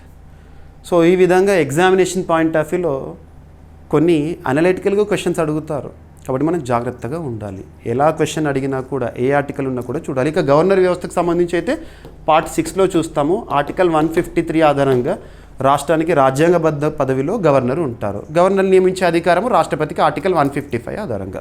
లింక్ చేసుకోండి. అలా లింక్ చేసుకుంటూ పోతే ఎంత సబ్జెక్ట్ అయినా మనకు రివైజ్ అవుతుంది. ఈ విధంగా చదవండి. పోటీ పరీక్ష ఏదైనా, ఏ స్థాయి పోటీ పరీక్ష అయినా మనం జనరల్ స్టడీస్లో మ్యాక్సిమం స్కోర్ చేస్తాం. కరెంట్ అఫైర్స్లో ఎలాగో 100% స్కోర్ చేస్తాం. దాంతోపాటు జనరల్ స్టడీస్లో మ్యాక్సిమం స్కోర్ చేయగలుగుతాం ఇంత సబ్జెక్ట్ మనకి ఇక్కడ లింక్ చేసుకుంటే. ఓకేనా, అదేవిధంగా మనం కూడా క్లాసెస్ని చెప్పడం జరుగుతుంది. ఓకేనా, సో ఇది మనకి ఎగ్జామినేషన్ పాయింట్ ఆఫ్ వ్యూలో కరెంట్ పాలిటీలో భాగంగా అడగవచ్చు. రైట్. ఇక నెక్స్ట్ థర్డ్ టాపిక్ ఈరోజు రక్షణ రంగానికి సంబంధించి, డిఫెన్స్కి సంబంధించి మనం అబ్జర్వ్ చేస్తే లాస్ట్ 1 మంత్లో ప్రతిరోజు అట్లీస్ట్ 1 or 2 టాపిక్స్ రక్షణ రంగానికి సంబంధించే చూస్తున్నాం. రక్షణ రంగానికి సంబంధించి మీకు ప్రతిసారి ఈ సెంటెన్స్ రిపీట్ చేస్తున్నాను. రక్షణ రంగానికి సంబంధించి రెగ్యులర్గా రిపీటెడ్గా వార్తల్లో అంశాలు ఉంటున్నాయి కాబట్టి పోటీ పరీక్షలు కూడా అడుగుతారు. మరి రక్షణ రంగానికి సంబంధించి 6 types ఆఫ్ టాపిక్స్ ఏంటంటే, ఒకటి వార్తల్లో నిలుస్తున్న విన్యాసాలపైన ఫోకస్ చేయాలి. రెండవది మన రక్షణ రంగ అవసరాలు తీర్చుకోవడంలో భాగంగా రక్షణ రంగ దిగుమతులను చేపడుతున్నాం. డిఫెన్స్ ఇంపోర్ట్స్ అంటాం. ఏ దేశం నుండి ఏమేమి దిగుమతి చేసుకుంటున్నాం. థర్డ్ వచ్చేసి అంతర్జాతీయ స్థాయిలో రక్షణ రంగానికి సంబంధించి విడుదలవుతున్న నివేదికలు, రిపోర్ట్స్ ఉంటాయి కదా, ఆ reports SIPRI, Stockholm International Peace Research Institute report and global fire power index report ఇటువంటివి. నెక్స్ట్, ఇటీవల డిఫెన్స్ అక్విజిషన్ కౌన్సిల్ వేటికి ఆమోదముద్ర తెలిపింది. రక్షణ అవసరాల కోసం ఎంత మొత్తంలో ఆమోదముద్రను తెలిపింది. నెక్స్ట్, రక్షణ రంగానికి సంబంధించి ఇటీవల వార్తలు ఇచ్చిన ఒప్పందాలు, డిఆర్డిఓ బీడిఎల్ ఒప్పందం ఏంటి, ఇటువంటివి. నెక్స్ట్, పూర్తి స్వదేశీ పరిజ్ఞానంతో తయారవుతున్న ఆయుధ సంపత్తి మరియు ప్రయోగాలు. ఆ ఆయుధ సంపత్తి ఏంటి? క్షిపణులు కావచ్చు, షిప్లే కావచ్చు, లేదంటే యుద్ధ నౌకలు, యుద్ధ విమానాలు ఏవైనా కావచ్చు. సో చూడాలి ఆయుధాల గురించి. సో ఇక్కడ క్షిపణి ప్రయోగం విజయవంతం. మనకు ఇస్రోకి సంబంధించి ఇండియన్ స్పేస్ రీసెర్చ్ ఆర్గనైజేషన్ చేసే ప్రయోగాలు అయితేనేమో అన్నీ కూడా షార్ కేంద్రం శ్రీహరికోట సతీష్ ధవన్ స్పేస్ సెంటర్ అంటే కదా, అక్కడ నుండే జరుగుతుంది. మన ఆంధ్రప్రదేశ్లోని తిరుపతి జిల్లాలో ఉన్న కేంద్రం నుంచి. అదే ఎక్కువగా రక్షణ రంగానికి సంబంధించి ప్రయోగం ఎక్కడ జరిగింది అంటే ఒడిశాలోని అబ్దుల్ కలాం వీలర్ ఐలాండ్, చాందీపూర్, బాలాసోర్ అంటాం కదా, అక్కడ నుండి జరుగుతాయి. సో ఇక్కడ డిఆర్డిఓ వారు తయారు చేసిన డిఫెన్స్ రీసెర్చ్ డెవలప్మెంట్ ఆర్గనైజేషన్ వారు తయారు చేసిన అగ్ని-5 బ్యాలిస్టిక్స్ మిసైల్ని నిన్నటి రోజున విజయవంతంగా పరీక్షించారు. ఎక్కడ? ఒడిశాలో ప్రయోగించారు. ఇక డిఆర్డిఓ రక్షణ రంగంలో పనిచేస్తున్న అత్యున్నత సంస్థ డిఆర్డిఓ 1958 ఇయర్లో ఏర్పాటైంది. న్యూఢిల్లీ కేంద్రంగా పనిచేస్తుంది. ప్రస్తుతం డిఆర్డిఓకి చీఫ్గా లేదా చైర్పర్సన్గా సమీర్ వి కామత్ గారు విధులు నిర్వర్తిస్తున్నారు. తన పదవీ కాలాన్ని ఇటీవల కేంద్ర ప్రభుత్వం మరొక 7 ఏడాది పాటు పొడిగించింది. అంటే 2026 మే వరకు తనే ఉంటారు పదవిలో. ఓకేనా. సో ఇక్కడ భారత్ విజయవంతంగా అగ్ని-5 క్షిపణి పరీక్షని ప్రయోగించింది. సో రక్షణ శాఖ మంత్రిగా ప్రస్తుతం ఎవరు విధులు నిర్వర్తిస్తున్నారు? రాజ్నాథ్ సింగ్ గారు. రక్షణ మంత్రిత్వ శాఖ ప్రకటన ప్రకారం ఆగస్టు 20, 2025 రోజున భారత్ ఒడిశాలోని చాందీపూర్లోని ఇంటిగ్రేటెడ్ టెస్ట్ రేంజ్ నుంచి మధ్యశ్రేణి బ్యాలిస్టిక్ క్షిపణి అగ్ని-5ని విజయవంతంగా ప్రయోగించింది. ఈ పరీక్షను స్ట్రాటజిక్ ఫోర్సెస్ కమాండ్ ఆధ్వర్యంలో నిర్వహించారు. మరి క్షిపణి పేరు వచ్చేసి అగ్ని-5, పరిధి వచ్చేసి సుమారు 5000 కిలోమీటర్ల వరకు ఉన్న లక్ష్యాన్ని తాకగలుగుతుంది. ఈ అగ్ని-5 అనేది ఇంటర్మీడియట్ రేంజ్ బ్యాలిస్టిక్ మిసైల్. ప్రయోగ స్థలం integrated test range Chandipur, Odisha. పరీక్ష ఉద్దేశం వచ్చేసి ఆపరేషనల్ అండ్ టెక్నికల్ పారామీటర్లను ధృవీకరించడం. ఓకేనా. ప్రయోగం నిర్వహణ ఎవరు చేశారంటే స్ట్రాటజిక్ ఫోర్సెస్ కమాండ్ వారు చేశారు. డిఆర్డిఓ వారు తయారు చేసిన ప్రయోగము. ఓకేనా. ప్రతి ఒక్క పాయింట్ చదవండి. అండ్ అభ్యర్థులు ప్రతిరోజు క్లాస్ని చూడండి. చూసిన తర్వాత నేను ఇక్కడ మీకు ఈచ్ అండ్ ఎవ్రీ టాపిక్ని, వార్తల్లో కనిపిస్తున్న అంశాన్ని చాలా డెప్త్గా కంటెంట్ అనేది స్క్రిప్ట్ కూడా ప్రొవైడ్ చేస్తున్నాను. ఇక్కడ మీకు చెప్తున్న ప్రతి పాయింట్, చూపిస్తున్న ప్రతి పాయింట్ కూడా పీడిఎఫ్ రూపంలో అందుబాటులో ఉంటుంది. PDF GVK study circle app, GVK study circle app ఇప్పటి వరకు ఇన్స్టాల్ చేసుకొని వారు ఎవరైనా ఉంటే ఇన్స్టాల్ చేసుకోండి. మీకు ప్లేస్టోర్లో కనబడుతుంది. లేదంటే వీడియో కింద కామెంట్ బాక్స్లో మన యాప్ లింక్ని పోస్ట్ చేస్తాను. లింక్ క్లిక్ చేసి యాప్ ఇన్స్టాల్ చేసుకోండి. అందులో డైలీ సిఏ అనే ఒక కోర్సు ఉంటుంది. డైలీ సిఏ అనే కోర్సు, అందులో పీడిఎఫ్స్ అన్నీ కూడా ఉంటాయి. ప్రతిరోజు చెప్తున్న క్లాస్కి సంబంధించి కంప్లీట్ ఇన్ఫర్మేషన్, మీకు రోజు ఒక ప్రశ్న అడుగుతున్నది, ఆ ప్రశ్నకి సమాధానం కూడా ఇస్తున్నాను అందులో. ప్రతిరోజు కూడా చూడవచ్చు మీరు, ఓకేనా. And at the same time మీరు చదివిన ఎంతవరకు గుర్తుంటుంది తెలుసుకోవాలని ప్రతి ఒక్కరికి ఉంటుంది. అందుకే అక్కడ టెస్ట్ సిరీస్ని కూడా ఇచ్చాను. కరెంట్ అఫైర్స్ సంబంధించిన ఎక్స్క్లూజివ్ టెస్ట్ సిరీస్ డైలీ సిఏలో. మీకు ఇక్కడ కొన్ని శాంపుల్ పీడిఎఫ్స్ కూడా ఉంటాయి, ఆ కోర్సులో చూడవచ్చు మీరు. డైలీ సిఏ అనే కోర్స్ ఓపెన్ చేయండి, అందులో శాంపుల్ పీడిఎఫ్స్ ఉంటాయి. ఆగస్ట్కి సంబంధించి కూడా కొన్ని పీడిఎఫ్స్ ఫ్రీగా కనబడతాయి, చూడండి, ఓకేనా. అదేవిధంగా ప్రతిరోజు ఉంటాయి. ఇక అగ్ని క్షిపణి శ్రేణి వచ్చేసి అగ్ని 1 700 to 900 కిలోమీటర్స్ పరిధి వరకు లక్ష్యాలు ఛేదిస్తుంది. అగ్ని 2 2000 కిలోమీటర్స్ వరకు, అగ్ని 3 3000, అగ్ని 4 4000, అగ్ని 5 5000 కిలోమీటర్స్ చైనా ప్రధాన భూభాగం వరకు కవర్ చేస్తుంది. అగ్ని ప్రైమ్ వచ్చేసి అధునాతన తరం ఇది, రైట్. స్ట్రాటజిక్ ఫోర్సెస్ అనేది న్యూఢిల్లీ కేంద్రంగా పనిచేస్తుంది, ఓకేనా. 2003లో ఏర్పాటైంది. ఇక నెక్స్ట్ సింగరేణి. సింగరేణి అంటేనే మనకు గుర్తు వచ్చేది SSCL, Singareni collieries companies limited అంటాం కదా. బొగ్గు, సింగరేణి అంటేనే మనం బొగ్గు గుర్తొస్తుంది. బ్లాక్ గోల్డ్, నల్ల బంగారం. ఇప్పటివరకు బొగ్గు అన్వేషణ, బొగ్గు తవ్వకం పైన మనకు గుర్తుండే సింగరేణి ఇక రానున్న రోజుల్లో బంగారము, రాగి అన్వేషణలో కూడా నిమగ్నం అవబోతుంది. ఒక పబ్లిక్ సెక్టర్ అండర్టేకింగ్ మొట్టమొదటిసారిగా ఇలాంటి అంశంతో వార్తల్లోకి వచ్చింది, సింగరేణి మొట్టమొదటిసారిగా. సో అదేంటో చూడండి, ఇటీవల దానికి సంబంధించి అనుమతులు కూడా జారీ. So Singareni collieries companies limited మరో చారిత్రాత్మక అడుగు వేసింది. ఇప్పటి వరకు బొగ్గు రంగంలోనే కొనసాగిన సింగరేణి, బొగ్గు తవ్వకంలోనే నిమగ్నమైన సింగరేణి ఇప్పుడు క్రిటికల్ మినరల్స్ అన్వేషణలోకి ప్రవేశించింది. కర్ణాటకలోని, గుర్తుపెట్టుకోండి, కర్ణాటకలోని దేవదుర్గ ప్రాంతంలో బంగారము, రాగి బ్లాక్స్ ఉంటాయి కదా, ఆ సర్వే లైసెన్స్ని కూడా పొందింది మినిస్ట్రీ ఆఫ్ మైన్స్ నుండి. ప్రస్తుతం మినిస్ట్రీ ఆఫ్ మైన్స్కి కన్సర్న్ మినిస్టర్గా లేదా కేంద్ర మంత్రిగా మన తెలుగువారు, తెలంగాణ వారు జి కిషన్ రెడ్డి గారు కేంద్ర మంత్రిగా విధులు నిర్వర్తిస్తున్నారు. ఆ మంత్రిత్వ శాఖ నుండి లైసెన్స్ కూడా పొందారు. సో ఏ కంపెనీ పొందింది? Singareni collieries company limited, SCCL. ప్రాంతం దేవదుర్గ, కర్ణాటక. అక్కడ బొగ్గు, రాగి అన్వేషణ మరియు క్రిటికల్ మినరల్స్ ఎక్స్ప్లోరేషన్కి సంబంధించి, ఓకేనా. ఇక విధానం, యూనియన్ మినిస్ట్రీ ఆఫ్ మైన్స్ నిర్వహించిన ఆన్లైన్ వేలంలో లైసెన్సులు పొందిందంట, ఓకేనా, రైట్. ఎస్సిసిఎల్ ప్రస్తుతం సింగరేణి చైర్పర్సన్గా బలరాం గారు విధులు నిర్వర్తిస్తున్నారు. బొగ్గు రంగానికి చెందిన పబ్లిక్ సెక్టర్ అండర్టేకింగ్స్లో తొలిసారి క్రిటికల్ మినరల్ అన్వేషణలోకి ప్రవేశించిన సంస్థగా సింగరేణి వార్తల్లోకి వచ్చింది. క్రిటికల్ మినరల్ రంగంలోకి విస్తరణ, భారత ఆర్థిక భద్రత, వ్యూహాత్మక స్వావలంబనకు తోడ్పాటు, రైట్. ఇక సింగరేణి సంస్థ గురించి, ఏదైనా ఒక సంస్థ గురించి మనం చూస్తున్నామంటే దానికి సంబంధించిన జీకే పాయింట్స్ ఇస్తున్నాను, ప్రతి ఒక్క పాయింట్ కవర్ చేస్తున్నాను. కొంత లెంత్ పెరగవచ్చు కానీ మీకు మ్యాక్సిమం కంటెంట్ ఇచ్చే ప్రయత్నం చేస్తున్నాను, ఓకేనా. So Singareni collieries company limited 1920లో ఏర్పాటైంది. ముఖ్య కార్యాలయం కాకతీయ ఖని భవన్, హైదరాబాద్. ప్రస్తుతం సిఎండిగా బలరాం గారు విధులు నిర్వర్తిస్తున్నారు. పాలన నిర్మాణము తెలంగాణ ప్రభుత్వము మరియు కేంద్ర ప్రభుత్వము ఆధీనంలో, right. So ministry of mines and భారత critical minerals, lithium, cobalt, nickel, రాగి, అరుదైన భూతత్వాలు, రైట్. ఇక నెక్స్ట్, ఇటీవల కాలంలో కొన్ని అంశాలను చూస్తున్నాం. ఏదైనా ఒక వ్యాధిని నిర్మూలించిన, విజయవంతంగా నిర్మూలించిన దేశంగా అని చెప్పేసి, ఇలా ట్రకోమాను నిర్మూలించిన దేశంగా, లేదంటే ఇటువంటి ఒక వ్యాధి పేరిస్తారో ఆ వ్యాధిని నిర్మూలించిన దేశంగా, మలేరియాని నిర్మూలించిన దేశంగా, ఇలా. మరి ఎవరు ప్రకటిస్తారు ఇటువంటివి? WHO, వరల్డ్ హెల్త్ ఆర్గనైజేషన్, ప్రపంచ ఆరోగ్య సంస్థ, అంతర్జాతీయ సంస్థ. అంతర్జాతీయ సంస్థల గురించి చూస్తున్నప్పుడు ప్రధాన కేంద్రం ఏంటి, ప్రస్తుతం డైరెక్టర్ ఎవరు, ఎప్పుడు ఏర్పాటైందో చూడాలి, బేసిక్ పాయింట్. అందులోనూ ఐక్యరాజ్య సమితికి అనుబంధంగా పనిచేస్తుంది వరల్డ్ హెల్త్ ఆర్గనైజేషన్. 1948 ఆగస్టు 7న ఏర్పాటైంది. జెనీవా, స్విట్జర్లాండ్ కేంద్రంగా పనిచేస్తోంది. WHOకి చీఫ్గా లేదా డైరెక్టర్ జనరల్గా ప్రస్తుతము టెడ్రస్ అదనం గారు విధులు నిర్వర్తిస్తున్నారు. టెడ్రస్ అదనం తను ఇథియోపియా దేశానికి చెందినవాడు.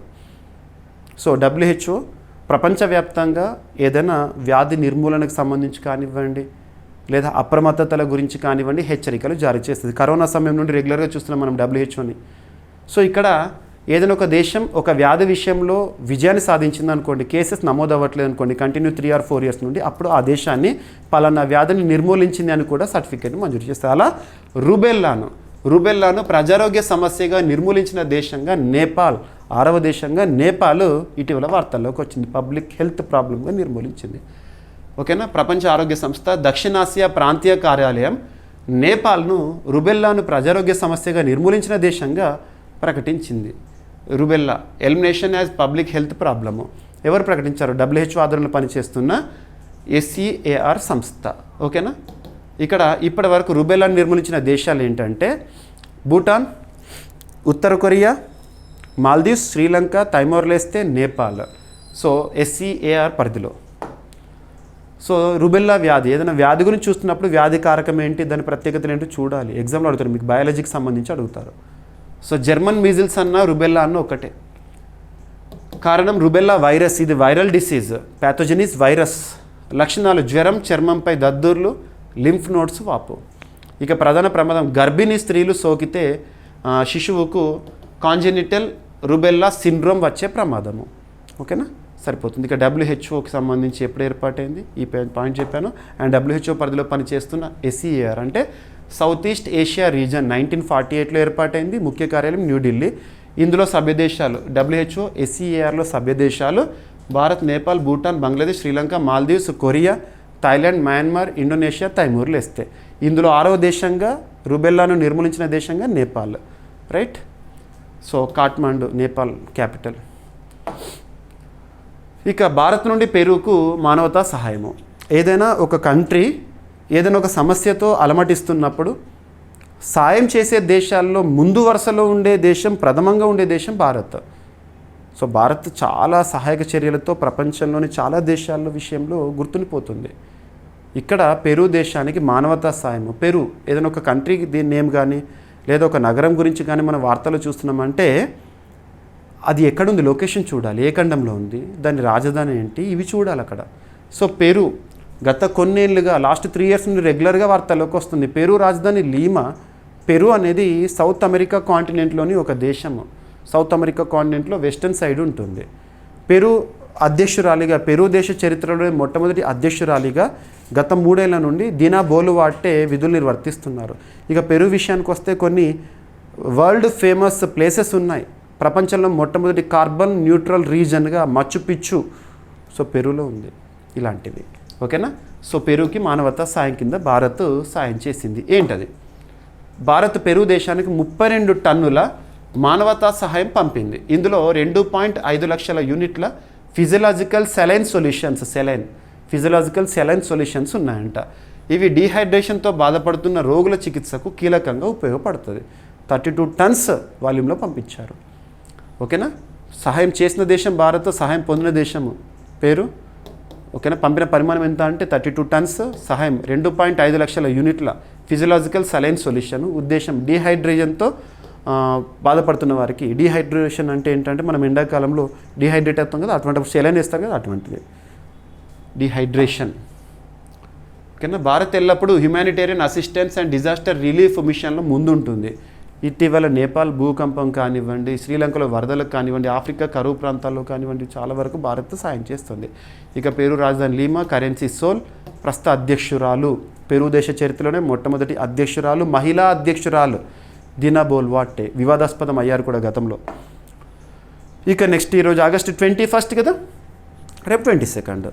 రేపటి రోజున బీహార్ రాష్ట్ర పర్యటనలో భాగంగా భారత ప్రధాని నరేంద్ర మోదీ గారు ప్రారంభించనున్న ఒక వంతెన, 6 లేన్ బ్రిడ్జ్, గంగా నది పైన వంతెన. ఆ వంతెన పేరేంటి? పేరు గుర్తుంచుకోండి, అంటా సిమేరియా ప్రాజెక్ట్ లేదా 6 లేన్ బ్రిడ్జ్ని ఇటీవల భారత ప్రధాని నరేంద్ర మోదీ గారు ఆగస్టు 22, 2025న ప్రారంభించబోతున్నారు. అది ఎక్కడ? ఓకేనా. రేపు ఎలాగో ప్రారంభిస్తారు కాబట్టి ఎగ్జామినేషన్లో ప్రారంభించారు ఇక్కడ అంటారు. రైట్. రేపు జరగబోయే అంశం ఇది. సో ప్రధానమంత్రి నరేంద్ర మోదీ గారు ఆగస్టు 22, 2025 రోజున అంటా సిమేరియా ప్రాజెక్టును దేశానికి అంకితం చేయనున్నారు రేపటి రోజున. ఈ ప్రాజెక్టులో భాగంగా నిర్మించిన 1.865 కిలోమీటర్స్ పొడవైన వంతెన గంగా నదిపై ఒక ముఖ్యమైన రవాణా సదుపాయంగా నిలవనుందంట. గంగా నదిపైన ట్రాన్స్పోర్టేషన్ కోసము గుర్తుపెట్టుకోండి. ఈ మెజర్మెంట్ గుర్తుపెట్టుకోండి. ప్రదేశం గంగా నది, బీహార్. సో కనెక్టివిటీ ఏ ప్రాంతాలను కనెక్ట్ చేస్తుంది బ్రిడ్జ్ అంటే మొకామా అండ్ బేగుసరాయ్ డిస్ట్రిక్ట్స్, బీహార్. ప్రధాన ప్రయోజనం దాదాపు 70 ఏళ్ళ పాత రాజేంద్ర సేతు వంతెనపై ఉన్న ట్రాఫిక్ ఒత్తిడిని తగ్గించడం కోసం ఈ కొత్త వంతెన అంటా సిమేరియా. ప్రస్తుతం రాజేంద్ర సేతు మరమ్మతులు ఉండడం వల్ల భారీ వాహనాల రాకపోకలపై ఆంక్షలు ఉన్నాయి. సో కొత్త ప్రత్యామ్నాయం కావాలి కాబట్టి ఇవంతేనా. పేరు గుర్తుంచుకోండి, ఎన్ఎఫ్. అండ్ ఇటువంటి చూడండి కొన్ని సూపర్లేటివ్స్ ఉన్నాయి. ఇటీవల మనం చూసాము, సుదర్శన్ సేతు అని కానివ్వండి, అటల్ సేతు కానివ్వండి, అటల్ టన్నెల్ కానివ్వండి, ఇటువంటివి చూడాలి. సేలా టన్నెల్ ఇన్ఫ్రాస్ట్రక్చర్ పరంగా రహదారులకు సంబంధించి, బ్రిడ్జెస్ సంబంధించి, రైల్స్కి సంబంధించి అయితే అంజీకాడ్ బ్రిడ్జ్, ఇటువంటివి ఖచ్చితంగా ఎగ్జామినేషన్ పాయింట్ ఆఫ్ వ్యూలో అడుగుతారు. ఓకేనా. సో రాజేంద్ర సేతు ఇప్పటికే సర్వీస్లో ఉంది, కాకపోతే మరమ్మతుల వల్ల అక్కడ హెవీ వెహికల్స్ వెళ్ళలేకపోతున్నాయి. అది దాదాపు 1959లోనే ప్రారంభమైంది రాజేంద్ర సేతు. ఇప్పుడు దీనికి ఆల్టర్నేట్గానే యాంటాసిమరియా. ఓకేనా, అది 2 కిలోమీటర్స్ పొడవుది. రైట్. భారతదేశ తొలి రాష్ట్రపతి రాజేంద్ర ప్రసాద్ గారి పేరు మీద రాజేంద్ర సేతు అక్కడ. ఇక national highways authority of India వారు ఈ వంతెన, ఈ బ్రిడ్జ్ గంగా నది పైన యాంటాసిమరియా బ్రిడ్జ్ నిర్మాణాన్ని చేశారు. National highways authority of India 1988లో ఏర్పాటైంది, న్యూఢిల్లీ కేంద్రంగా పనిచేస్తుంది. ప్రస్తుతం national highways and roadways concern మినిస్టర్గా, కేంద్ర మంత్రిగా నితిన్ గడ్కరీ గారు విధులు నిర్వర్తిస్తున్నారు. ఇటీవల 43వ లోకమాన్య తిలక్ పురస్కార గ్రహీత. లింక్ చేసుకోండి, ఏ టాపిక్ ఉన్నా దేనికైనా లింక్ చేసుకోవాలి. ఇక్కడ ఐఐటీస్కి సంబంధించి ఇండియన్ ఇన్స్టిట్యూట్ ఆఫ్ టెక్నాలజీ. తరచూ వార్తలు నిలుస్తున్న అంశాలపైన పోటీ పరీక్షల కోణంలో రెగ్యులర్గా రిపీటెడ్గా క్వశ్చన్స్ వస్తాయి. ఐఐటీకి సంబంధించి పోటీ పరీక్షలు కూడా పోటీ పడి మరీ ప్రశ్నలు అడుగుతున్నారు. ఐఐటీకి సంబంధించి క్వశ్చన్స్ ఎలా వస్తాయి, సింగిల్ లైన్లో అడుగుతారు. ఏ ఐఐటీ ఏ అంశంతో వార్తల్లోకి వచ్చింది డైరెక్ట్ చూడాలి సింగిల్ లైన్లో. ఇటీవల చాలా ఐఐటీస్ గురించి చూస్తాము. ఐఐటీ మద్రాస్ చాలాసార్లు వార్తల్లోకి వచ్చింది. ఐఐటీ మద్రాస్ మొట్టమొదటిసారి స్పోర్ట్స్ కోటాని ప్రారంభించడము, ఇటీవల దివ్యాంగుల కోసము YD1 అని ఒక వీల్ చైర్ కానివ్వండి, జ్ఞానధార అని ఒక ప్రాజెక్ట్తో ఐఐటీ గౌహతి వార్తల్లోకి వచ్చింది. ఐఐటీ ఖరగ్పూర్ ఇటీవల క్యాంపస్ మదర్స్ అని, సో విద్యార్థుల మానసిక ఒత్తిడిని తగ్గించి ఆత్మహత్యలు నివారించేందుకు, ఇటువంటివన్నీ లింక్ చేసుకోవాలి. ఇక ఐఐటీ పాలక్కడ్ కూడా ఎప్పుడు వార్తల్లోకి రానటువంటి పాలక్కడ్ కూడా రెగ్యులర్గా వార్తల్లోకి వస్తుంది. హ్యూమన్ లైబ్రరీ అని, అటోజ్ అని ఒక యాప్ తోటి అలాగా. ఇక్కడ అబ్జర్వ్ చేస్తే ఏ ఆధారిత సైబర్ సెక్యూరిటీ పీజీ సర్టిఫికేట్ ప్రోగ్రామ్ని ప్రారంభిస్తున్న మొట్టమొదటి ఐఐటీగా భారతదేశంలో ఏ ఐఐటీ వార్తల్లోకి వచ్చింది, ఐఐటీ రూర్కీ. సో ప్రస్తుతం ప్రపంచాన్ని నడిపిస్తోంది ఆర్టిఫిషియల్ ఇంటెలిజెన్స్, కృత్రిమ మేధ. అటువంటి కృత్రిమ మేధకు సంబంధించి ఏ ఆధారిత సైబర్ సెక్యూరిటీ. సైబర్ సెక్యూరిటీ అంటే ఏంటి, ప్రస్తుతం మనము ఆన్లైన్లో సేవలపైన ఎక్కువగా ఆధారపడుతున్నాం. ఎస్, మనకు సర్వీస్ అవైలబుల్ ఉన్నప్పుడు మనం తీసుకోవడం తప్పేం లేదు. మరి అలా ఆన్లైన్లో మనము డిపెండ్ అవుతున్నప్పుడు ఆన్లైన్లో నేరాలు కూడా పెరుగుతున్నాయి, సైబర్ నేరగాలు పెరుగుతున్నారు. మరి అటువంటిప్పుడు సైబర్ భద్రత అనేది కూడా కావాలి కదా. ప్రస్తుతం భారతదేశమే కాదు ప్రపంచమంతా సైబర్ సెక్యూరిటీ పైన ఫోకస్ చేస్తుంది. అటువంటి సైబర్ సెక్యూరిటీకి సంబంధించి ఏ ఆధారిత సైబర్ సెక్యూరిటీ పీజీ సర్టిఫికేట్ ప్రోగ్రామ్ని భారతదేశంలో మొట్టమొదటిసారి ఏ ఐఐటీ ప్రారంభించింది అంటే IIT Roorkee, Indian institute of technology Roorkee. ఇక్కడ ఇంకొక కన్ఫ్యూజన్ కాకుండా చెప్తున్నాను, Roorkee city is different, Rourkela city is different. Rourkela అనేదేమో మీరు జాగ్రఫీలో నేర్చుకుంటారు, రూర్కెలా ప్రత్యేకతలు అవన్నీ, అది ఒడిశాలో ఉంటుంది. రూర్కీ సిటీ ఏమో ఉత్తరాఖండ్లో ఉంటుంది. ఓకేనా. ఐఐటి రూర్కీ మరియు ఫ్యూచరెన్స్ కలిసి భారతదేశంలో తొలిసారిగా ఏఐ జనరేటివ్ ఏఐ ఆధారిత cyber security post graduate certificate ప్రోగ్రామ్ని ప్రకటించినాయి. 9 నెలల హైబ్రిడ్ కోర్స్ అంటే ఇది. ఓకేనా, గుర్తుంచుకోండి. మొట్టమొదటి అంటే సూపర్లేటివ్, అలా కూడా ఇంపార్టెంట్. రైట్. సైబర్ ముప్పును ఎదుర్కొనేందుకు శిక్షణ. ఇక ఐఐటి రూర్కీ 1847లోనే ఏర్పాటైంది. ఓకేనా. Thomson college of civil engineering. IIT హోదా ఎప్పుడు వచ్చిందంటే 2001లో వచ్చింది, ఉత్తరాఖండ్లో ఉంటుంది. రైట్. ఇక ఫ్యూచరెన్స్ టెక్నాలజీస్ అనే సంస్థ వీరికి సహకారం అందిస్తున్నారు ఈ కోర్స్ విషయంలో. అది ఎక్కడ అంటే బెంగళూరు కేంద్రంగా పనిచేస్తుంది. ఇక నెక్స్ట్ ప్రెస్ సేవా పోర్టల్ని ప్రారంభించడం జరిగింది. మీకు కొన్ని ఇంపార్టెంట్ సోర్సెస్ తెలియాలి, ప్రెస్ ఇన్ఫర్మేషన్ బ్యూరో ఇలాంటివి. సో పిఐబి వెబ్సైట్ మీకు చాలా టాపిక్స్ పబ్లిక్ పాలసీకి సంబంధించి, కేంద్ర ప్రభుత్వానికి సంబంధించి పాలసీస్, స్కీమ్స్, ఇనిషియేటివ్స్, అప్డేట్స్ అన్నీ పిఐబిలో కవర్ అవుతాయి. రోజు మీరు పిఐబిలో చూస్తే, నైట్ చూస్తే, ఎందుకంటే నైట్ వరకు అప్డేట్ అవుతూనే ఉంటాయి రోజు. ఒక డేట్లో చూస్తే దాదాపు 100 కొద్దీ ఉంటాయి. అవన్నీ పోటీ పరీక్షల కోణంలో ఇంపార్టెంట్ అంటే అన్నీ కాదు. పోటీ పరీక్షల కోణంలో ఏవైతే ఇంపార్టెంటో పిఐబి వెబ్సైట్ నుండి, కేంద్ర ప్రభుత్వ వెబ్సైట్ నుండి నేను సేకరించి మళ్ళీ మీకు అదే రోజు అందిస్తున్నాను. ఓకేనా. మన డైలీ కరెంట్ అఫైర్స్ క్లాస్లో అన్నీ కవర్ అవుతాయి. సో ప్రెస్ సేవ అనే ఒక పోర్టల్ ఇటీవల ప్రారంభమైంది. ఎవరు ప్రారంభించారు? ఏ శాఖ వారు? So press registrar general of India PRGI Yogesh Baweja హైదరాబాద్లో పిఐబి నిర్వహించిన వార్తాలాప్ వర్క్షాప్, ఇటీవల వార్తాలాప్ వర్క్షాప్ హైదరాబాద్లో జరిగింది. ఎవరు నిర్వహించారంటే ప్రెస్ ఇన్ఫర్మేషన్ బ్యూరో వారు నిర్వహించారు. అప్పుడు ప్రెస్ జనరల్ ఆఫ్ ఇండియా లేదా press registrar general of India Yogesh Baweja గారు ఈ పోర్టల్ని ప్రారంభించారు, ప్రెస్ సేవ అనే పోర్టల్. ఈ పోర్టల్ యొక్క ఉద్దేశం ఏంటంటే భారతదేశంలో పత్రికల రిజిస్ట్రేషన్ ప్రక్రియను సరళీకరించే, సింప్లిఫై చేసే ఒక సింగిల్ విండో సొల్యూషన్ పత్రికలకు సంబంధించి, న్యూస్ పేపర్కి సంబంధించి. ఓకేనా, ఎవరు ప్రకటించారో చూడండి సరిపోతుంది. లక్ష్యం ఏంటి? ఈ పోర్టల్ యొక్క ప్రత్యేకత ప్రెస్కి సంబంధించింది. పత్రికల రిజిస్ట్రేషన్ సులభతరము అండ్ ట్రాన్స్పరెన్సీ పెంచడము, ఆమోద ప్రక్రియను వేగవంతం చేయడం, ఈజ్ ఆఫ్ డూయింగ్ బిజినెస్ సౌలభ్యము. రైట్, ప్రచురణకర్తలు, ఎడిటర్స్ లేదా పత్రికా సంస్థల వాళ్ళు ఎదుర్కొంటే సమస్యలకు పరిష్కారం కూడా. రైట్, ఇక రిజిస్ట్రార్ జనరల్ ఆఫ్ ఇండియా 1956లో ఏర్పాటైంది. Press and registration of books act 1867 ఆధారంగా న్యూఢిల్లీ కేంద్రం పనిచేస్తుంది. ప్రస్తుతం ఆ సంస్థకి కీలకంగా చీఫ్ హోదాలో యోగేష్ బావేజా గారు ఉన్నారు. ఇక నెక్స్ట్ ప్రెస్ ఇన్ఫర్మేషన్ బ్యూరో, మనం వెబ్సైట్ చూస్తాం కదా, 1919లో ఏర్పడింది న్యూఢిల్లీ కేంద్రంగా. ఓకేనా, రైట్.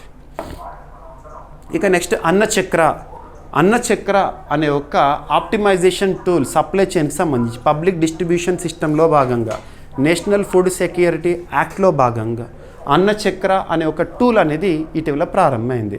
ఏ మంత్రిత్వ శాఖ పరిధిలో అన్న చక్ర అనేది వార్తల్లోకి వచ్చింది? దీని యొక్క ఉద్దేశం ఏంటి? ఎన్ని ప్రాంతాల్లో ప్రారంభించారు? సో అన్న చక్ర అంటే ఫుడ్కి సంబంధించింది. మనకు ఆర్టికల్ 21 రైట్ టు లైఫ్లో భాగంగా రైట్ టు ఫుడ్ కూడా ప్రాథమిక హక్కు. అందుకే నేషనల్ ఫుడ్ సెక్యూరిటీ యాక్ట్, జాతీయ ఆహార భద్రతా చట్టం 2013ని తీసుకొచ్చారు. So PDS supply chain optimisation tool ఈ అన్న చక్ర అనేది. సో కేంద్ర ప్రభుత్వం 30 రాష్ట్రాలు, కేంద్రపాలిత ప్రాంతాల్లో 28 రాష్ట్రాలు, 8 కేంద్రపాలిత ప్రాంతాలు ప్రస్తుతం. అందులో 30 రాష్ట్రాలు, కేంద్రపాలిత ప్రాంతాల్లో పబ్లిక్ డిస్ట్రిబ్యూషన్ సిస్టమ్ కోసం అన్న చక్ర సప్లై చైన్ ఆప్టిమైజేషన్ టూల్ని ప్రారంభించింది కేంద్ర ప్రభుత్వము. ఇది డిజిటల్ ఆప్టిమైజేషన్ ప్లాట్ఫామ్. ధాన్య సరఫరా సమయానుసారం సమర్థవంతంగా తక్కువ ఖర్చుతో జరగడాన్ని లక్ష్యంగా పెట్టుకుందంట. ప్రధాన లక్ష్యం ఏంటంటే రవాణా ఖర్చులను తగ్గించడము, లీకేజీలను నియంత్రించడము, ధాన్యాల సమయానుసారం డెలివరీ ఇవ్వడము. సో అందుకోసం route optimization, cost efficiency, climate అలైన్మెంట్లో ఉద్దేశించబడింది. Right. So public distribution system 1960స్లో ఆహార భద్రత కోసం ప్రారంభమైంది. మనం రేషన్ షాప్స్ అంటాం కదా, అది చౌకధరల దుకాణం ప్రధానం. So national food security act 2013 అమలు కోసము లబ్ధిదారులు ప్రస్తుతం భారతదేశంలో 81 కోట్ల మంది జాతీయ ఆహార భద్రతా చట్టంలో భాగంగా పబ్లిక్ డిస్ట్రిబ్యూషన్ సిస్టమ్ ఆధారంగా లబ్ధి పొందుతున్నారు. So consumer affairs and food public distribution మంత్రిత్వ శాఖ ఆధ్వర్యంలో ప్రస్తుతం కేంద్ర మంత్రిగా ప్రహ్లాద్ జోషి గారు విధులు నిర్వర్తిస్తున్నారు. ఇక ఏఐడిబి ఎగ్జిక్యూటివ్ బోర్డు చైర్మన్గా ఎన్నికైన భారత్ ఏదైనా అంతర్జాతీయ స్థాయిలో ఏదైనా అంతర్జాతీయ సంస్థకు కానివ్వండి, ఏదైనా కూటమికి కానీ భారత్ అధ్యక్ష బాధ్యతల్లో ఎన్నికైంది అంటే ఖచ్చితంగా దానికి సంబంధించి అది ఎక్కడ హెడ్ క్వార్టర్ పనిచేస్తుంది, ఇటువంటి పాయింట్స్ చూడాలి. సో ఇక్కడ ఏంటంటే ఏఐబిడి ఎగ్జిక్యూటివ్ బోర్డు చైర్మన్గా నిన్నటి రోజున ఆగస్టు 20, 2025 రోజున భారత్ మరొకసారి ఇందులో ఎగ్జిక్యూటివ్ బోర్డు చైర్మన్గా ఎన్నికైంది. సో థాయిలాండ్లోని ఇటీవల థాయిలాండ్ కంట్రీ చాలాసార్లు వార్తల్లోకి వచ్చింది. ఏప్రిల్ 4, 2025 రోజున థాయిలాండ్లోని బ్యాంకాక్లో బిమ్స్టెక్ శిఖరాగ్ర సదస్సు జరిగింది. అండ్ ఇటీవల థాయిలాండ్ కంబోడియా వివాదంలో థాయిలాండ్ ప్రధానిగా విధులు నిర్వర్తిస్తున్న పెటంగ్టన్ షినవత్రా జస్ట్ ఫోన్ లీక్ కారణంగా పదవీచ్యుతులు అయ్యారు. ఇటువంటివి లింక్ చేసుకోవాలి. థాయిలాండ్లోని పుకెట్లో జరిగిన 23వ ఏఐబిడి జనరల్ కాన్ఫరెన్స్ సమావేశంలో భారత్ అత్యధిక ఓట్లు సాధించి ఎగ్జిక్యూటివ్ బోర్డు చైర్పర్సన్గా ఎన్నికైంది. ఏ కాలానికి? 2025-27 కాలానికి. ఇది అంతర్జాతీయ స్థాయిలో భారత్కు మరొక ప్రతిష్టాత్మక గుర్తింపు అంట.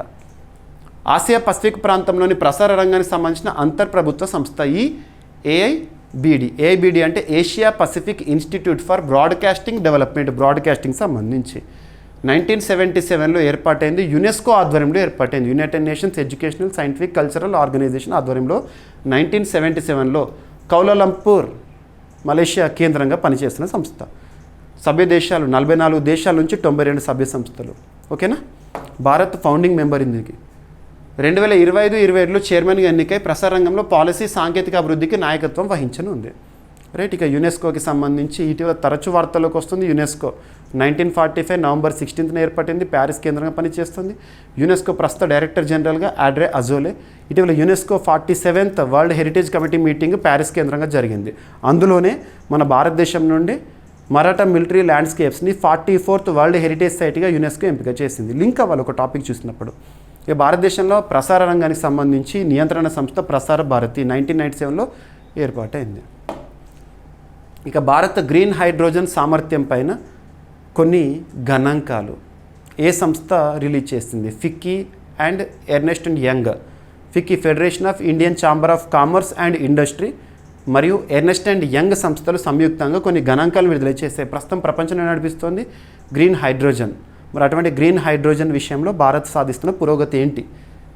ఫిక్కీ అండ్ ఈవై సంయుక్తంగా విడుదల చేసిన తాజా నివేదిక ప్రకారము ఆర్థిక మరియు మౌలిక సదుపాయ సమస్యలను అధిగమిస్తే భారత్ ప్రపంచ గ్రీన్ హైడ్రోజన్ మార్కెట్లో 10% వాటా సాధించగలుగుతుందని చెప్తోంది. దీనికోసం ఫాజిల్ ఫ్యూయల్ సబ్సిడీలను మళ్లించడం, పరిశ్రమల వినియోగం తప్పనిసరి చేయడం వంటి చర్యలు అవసరమని నివేదిక సూచించింది. గ్రీన్ హైడ్రోజన్ అంటే ఏంటంటే నీటిని పునరుత్పత్తి శక్తి ద్వారా ఎలక్ట్రలిసిస్ చేసి హైడ్రోజన్, ఆక్సిజన్ ఉత్పత్తి చేయడము. ఓకేనా, సరిపోతుంది. నేషనల్ గ్రీన్ హైడ్రోజన్ మిషన్ భారత ప్రభుత్వం ఇప్పటికే ప్రారంభించింది 2023. కొన్ని మిషన్స్ ఏ ఇయర్లో ప్రారంభమైంది, టార్గెట్ ఏంటి, ఇటువంటివి చూడాలి. మొత్తం అవుట్లే దానికోసం ఎంత ఖర్చు చేస్తారు? 19,744 కోట్ల రూపాయలు. లక్ష్యం 2030 నాటికి 5 మిలియన్ టన్నుల వార్షిక ఉత్పత్తి సామర్థ్యాన్ని సాధించాలి. ఇక FICCI federation of Indian chamber of commerce and industries 1927లో ఏర్పాటైంది. న్యూఢిల్లీ కేంద్రం పనిచేస్తుంది. ప్రస్తుతం ఫిక్కీ అధ్యక్షులుగా హర్షవర్ధన్ అగర్వాల్. సో ఏదైనా ఒక సంస్థకి సంబంధించి చూసినప్పుడు కొన్ని కీలకమైన సంస్థలకు సంబంధించి ఇంపార్టెంట్ పర్సన్స్ గురించి కూడా చెప్తున్నాను. చీఫ్ ఎవరు, డైరెక్టర్, చైర్మన్, ఎండి ఎవరు అనేది. ఎందుకంటే రీసెంట్గా మీరు కొన్ని ఎగ్జామినేషన్స్ పేపర్స్ చూస్తే అడుగుతున్నారు పర్సన్స్ పైన కూడా ఇలాంటి వాటికి హెడ్ ఎవరు ఉన్నారు అని, లేదంటే యునెస్కో హెడ్ ఎవరున్నారు, ప్రస్తుతం యునెస్కో చీఫ్గా ఎవరున్నారు, అలాంటివి. ఉదాహరణ తీసుకుంటే June 1, 2025 రోజున ఏపీలో పోలీస్ కానిస్టేబుల్ మెయిన్స్ ఎగ్జామినేషన్ జరిగింది. అందులో ఇటువంటివి చాలా అడిగారు. సో ఏ పోటీ పరీక్షను కూడా మన కరెంట్ అఫైర్స్ 100% కవర్ చేస్తుంది. అది మాత్రం గుర్తుపెట్టి నేను చెప్పే ప్రతి పాయింట్ చూడండి, ప్రతి పాయింట్ నేను ఇచ్చే పీడిఎఫ్లో ఈచ్ అండ్ ఎవ్రీ పాయింట్ చదవండి. ఎనఫ్. ఓకేనా. ఇక ఎర్నెస్ట్ అండ్ యంగ్ లండన్ కేంద్రంగా పనిచేస్తుంది 1989లో. ఇక గ్రీన్ హైడ్రోజన్ గ్లోబల్ మార్కెట్ని కనుక చూస్తే ప్రధాన దేశాలు Germany, Japan, Australia, Saudi Arabia. Right. ఇక కరెంట్ అఫైర్స్లో భాగంగా చరిత్రకి సంబంధించి కూడా ఇంపార్టెంటే. తవ్వకాల్లో బయటపడుతున్నవి, ఆనవాళ్ళు అటువంటివి. 29 మిలియన్ ఇయర్స్ ఎగోకి సంబంధించిన టాపిక్ ఇది. సో 29 మిలియన్ ఏళ్ళ పురాతన అవశేషాల్లో ఒక అవశేషం బయటపడింది, పురాతన అవశేషము. దానిలో ప్రోటీన్లను కనుగొన్నారంటే శాస్త్రవేత్తలు. ఈ అవశేషం చూడండి ఎంత పురాతనమైందో. 29 million years ago. 1 million is equal 10 lakhs. Harvard university ఇటువంటి వార్తలు చూసినప్పుడు ఎవరు పరిశోధన చేస్తారంటే ఏ సంస్థ, ఏంటి టాపిక్, అంతే, అంతకుమించి అడిగారు. దానికి వాళ్ళు వాడిన పద్ధతి ఏంటి, ప్రిన్సిపల్ ఏంటి, ఇవన్నీ అడిగారు. మనం ఇంకా రీసెర్చ్ చేయట్లేదు. ఎగ్జామినేషన్ కోసం something of everything should be known. So Harvard university and Smithsonian institute, Copenhagen యూనివర్సిటీకి చెందిన శాస్త్రవేత్తలు సుమారు 29 మిలియన్ ఏళ్ల వయస్సు గల ఫాజిల్స్లో ప్రోటీన్ సీక్వెన్స్లను గుర్తించారు. ఎక్కడ కనుగొన్నారు ఈ ఫాజిల్ని అంటే కెన్యా తూర్పు ఆఫ్రికాలో, కెనడియన్ ఆర్కిటిక్ ఉత్తర అమెరికా. ఎనామిల్ అంటే ఫాజిల్ దంతాల ఎనామిల్. ఓకేనా, ప్రాధాన్యం. ఇంతకుముందు గుర్తించిన పురాతన ప్రోటీన్ సీక్వెన్స్లు కేవలం 4 మిలియన్ల ఏళ్ళ వయసువే. ఇప్పుడు 29 మిలియన్ ఏళ్ళ క్రిందటి వాటి అవశేషాల్లో కూడా ప్రోటీన్ అవశేషాలను ఈ శాస్త్రవేత్తలు ఇక్కడ దొరికిన దానిలో గుర్తించారు. రైట్. సో ప్రోటీన్లు DNA కంటే ఎక్కువ కాలం నిలుస్తాయి. జీవుల పరిణామ చరిత్రను అర్థం చేసుకోవడానికి కీలకం. ప్రోటీన్లో బేసిక్ స్ట్రక్చర్, అమైనో యాసిడ్స్ ఇటువంటివి. ఓకేనా.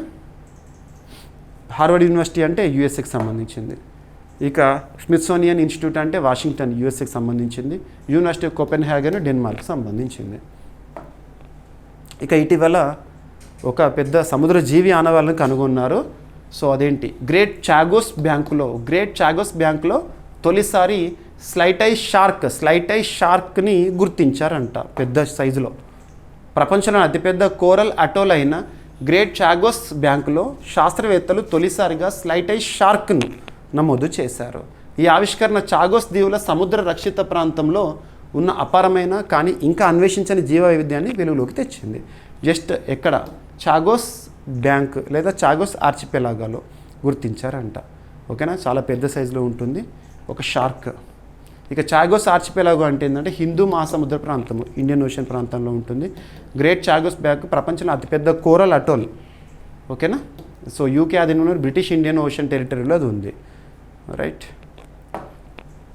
ఇక స్పోర్ట్స్కి సంబంధించి సో ఇటీవల స్పోర్ట్స్ గవర్నెన్స్ బిల్కి రాష్ట్రపతి గారు ఆమోదం తెలిపారు.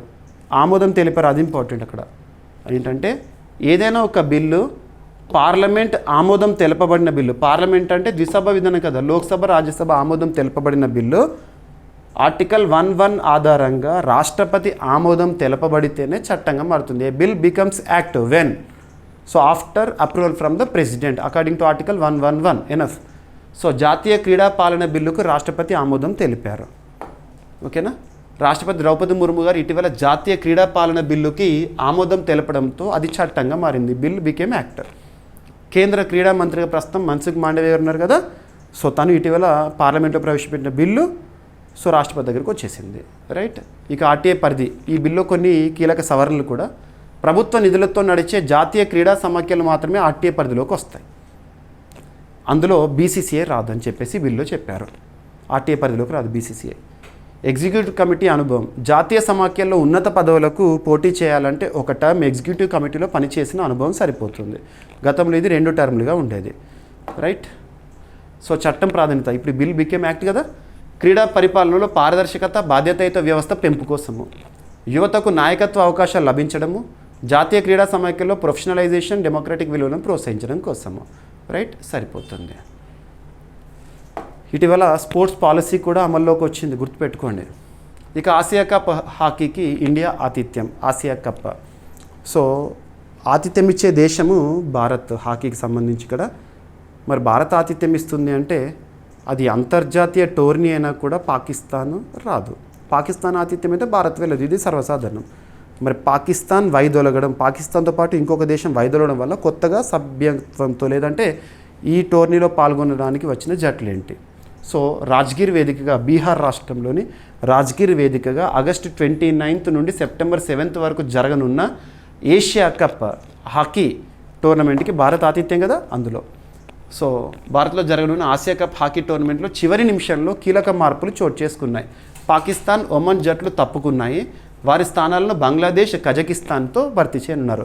ఎవరు తప్పుకున్నారు, ఎవరితో భర్తీ చేస్తున్నారు గుర్తుపెట్టుకోండి. ఓకేనా. భారత్లో ఖచ్చిత వేదిక రాజ్గిర్ ఇక్కడ. ఓకేనా. సో గ్రూప్ల విభజన, పూల్ ఏలో భారత్ ఉంది. రైట్. విజేత జట్టు ఏంటంటే 2020లో బెల్జియం, నెదర్లాండ్స్లో జరిగే హాకీ వరల్డ్ కప్కి అర్హత పొందుతుంది. రైట్. మరి హాకీ విషయంలో గతంలో ఎవరెవరు ఎన్నెన్నిసార్లు విజేతలు? Right. Korea, Bharat, Pakistan. Asia hockey federation Kuala Lumpur కేంద్రంగా పనిచేస్తుంది. ఇక తెలంగాణ రాష్ట్రానికి సంబంధించి అంగన్వాడీస్లో లేదా సర్వీసెస్లో తెలంగాణ టాప్ భారతదేశంలో. సో అంగన్వాడీస్కి సంబంధించి మనం ఒక ఆర్టికల్ లింక్ చేయాలంటే ఏ ఆర్టికల్ లింక్ చేయొచ్చు? దేశంలోనే అత్యున్నత చట్టమైన రాజ్యాంగంలోని 4వ భాగం ఆదేశిక సూత్రాల్లో ఆర్టికల్ 45ని లింక్ చేసుకోవచ్చు. ఓకేనా. అంగన్వాడీ సేవల్లో తెలంగాణ టాప్ అంట. సో అభ్యర్థులు గుర్తుపెట్టుకోండి, తెలంగాణ, ఆంధ్రప్రదేశ్ 2 రాష్ట్రాలకు సంబంధించిన కరెంట్ అఫైర్స్ని మనం డిస్కస్ చేస్తున్నాం. మీరు ప్రతిరోజు చూస్తే ప్రతి టాపిక్ కవర్ అవుతుంది. ఒక్కొక్కసారి తెలంగాణ రాష్ట్రానికి సంబంధించే పోటీ పరీక్షల కోణంలో ఇంపార్టెన్స్ ఉండే టాపిక్ ఉండొచ్చు. కొన్ని సందర్భాల్లో ఏపీకి సంబంధించి మాత్రమే ఉండొచ్చు. కొన్ని సందర్భాల్లో 2 రాష్ట్రాలకు సంబంధించి డిస్కస్ చేస్తాము ఉంటే. కొన్ని సందర్భాల్లో ఏ రాష్ట్రానికి సంబంధించి కూడా టాపిక్ లేనప్పుడు వీ కాంట్ డిస్కస్. రోజు చూస్తే అన్నీ కవర్ అవుతాయి. ఓకే. ఈరోజు తెలంగాణకు సంబంధించి ఒకటే ఉంది. సో కేంద్ర పోషణ్ ట్రాకర్ యాప్ ప్రకారం అంగన్వాడీ సేవల్లో తెలంగాణ రాష్ట్రం దేశంలోనే అగ్రస్థానంలో నిలిచింది. ఫేస్ రికగ్నిషన్ సిస్టమ్ ద్వారా 74.32% లబ్ధిదారులకు టేక్ హోమ్ రేషన్ పంపిణీ జరుగుతోంది. అందులో టాప్ మొత్తం లబ్ధిదారులు ఎంతమంది? రైట్. సో సరిపోతుంది. కవరేజ్లో అగ్రగాములు ఎవరంటే లక్షద్వీప్, అండమాన్ నికోబార్, ఢిల్లీ, పుదుచ్చేరి, కేంద్రపాలిత ప్రాంతాలు. రాష్ట్రాల కేటగిరీలో తెలంగాణ మొదటి స్థానం. సో ఈ యాప్ ద్వారా ఆ గణాంకాలను చెప్తున్నారు.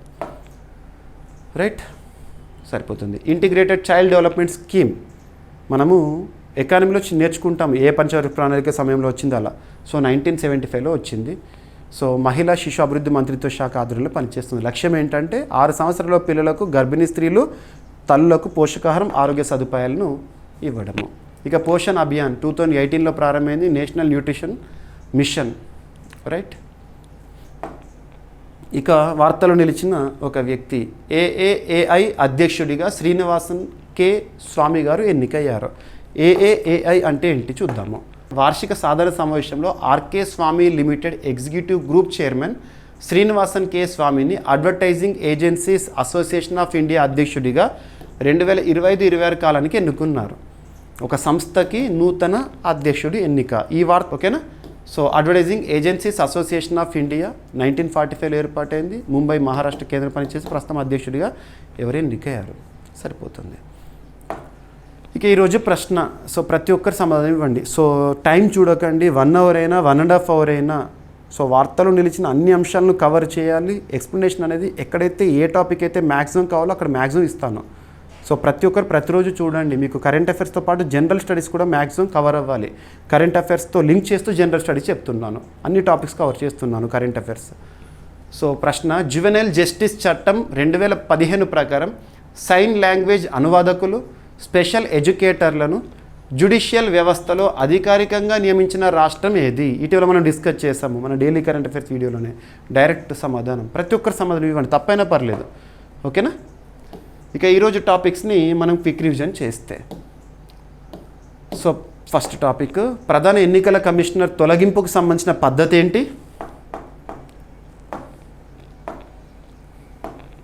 అండ్ రాష్ట్రాల బిల్లులను గవర్నర్లు దీర్ఘకాలం నిలిపివేస్తే ఏమవుతుంది?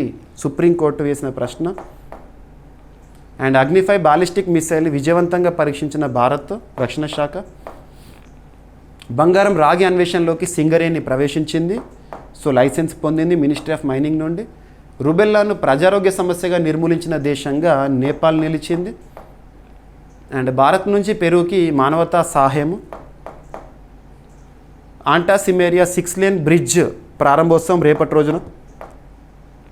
నెక్స్ట్, దేశంలోని తొలి ఏఐ ఆధారిత సైబర్ సెక్యూరిటీ పీజీ సర్టిఫికేట్ ప్రోగ్రామ్ని ప్రారంభిస్తూ ఐఐటి రూర్కీ. అండ్ ప్రెస్ సేవా పోర్టల్ ప్రారంభము, ఎవరు ప్రారంభించారు, ఉద్దేశం ఏంటి? అండ్ అన్నచక్ర పీడిఎస్ సప్లైకి సంబంధించి ఇటీవల ప్రారంభము. And India elected as chairman of AIBD executive board 2025-2027 కాలానికి గాను. భారత్ గ్రీన్ హైడ్రోజన్ సామర్థ్యం ఎలా ఉంది అని చెప్పేసి FICCI and Ernst and Young సంస్థలు చేసిన సర్వే.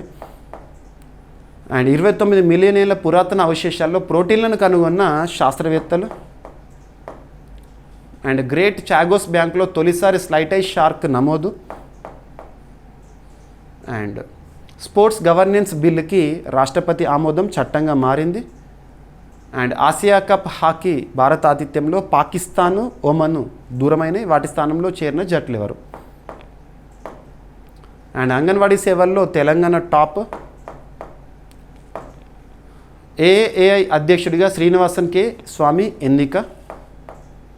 అండ్ ఈరోజు ప్రశ్న, జువెనైల్ జస్టిస్ చట్టం 2015 ప్రకారం సైన్ లాంగ్వేజ్ అనువాదకులు, స్పెషల్ ఎడ్యుకేటర్లను జ్యుడిషియల్ వ్యవస్థలో అధికారికంగా నియమించిన రాష్ట్రం ఏది? సో ప్రతి ఒక్కరు సమాధానం ఇవ్వండి. ఏమైనా మిస్లీనియస్ టాపిక్స్ ఉన్నాయనుకోండి, నో నీడ్ టు వరీ, రేపటి క్లాస్లో జోడించి డిస్కస్ చేద్దాము. ప్రతి ఒక్కరు వీడియోని లైక్ చేయండి, మీ ఫ్రెండ్స్ అందరూ షేర్ చేయండి, కామెంట్ బాక్స్లో మీ యొక్క సమాధానాన్ని తెలియజేయండి, వీడియో పట్ల ఫీడ్బ్యాక్ని తెలియజేయండి. మళ్ళీ రేపు కలుద్దాం. Thank you.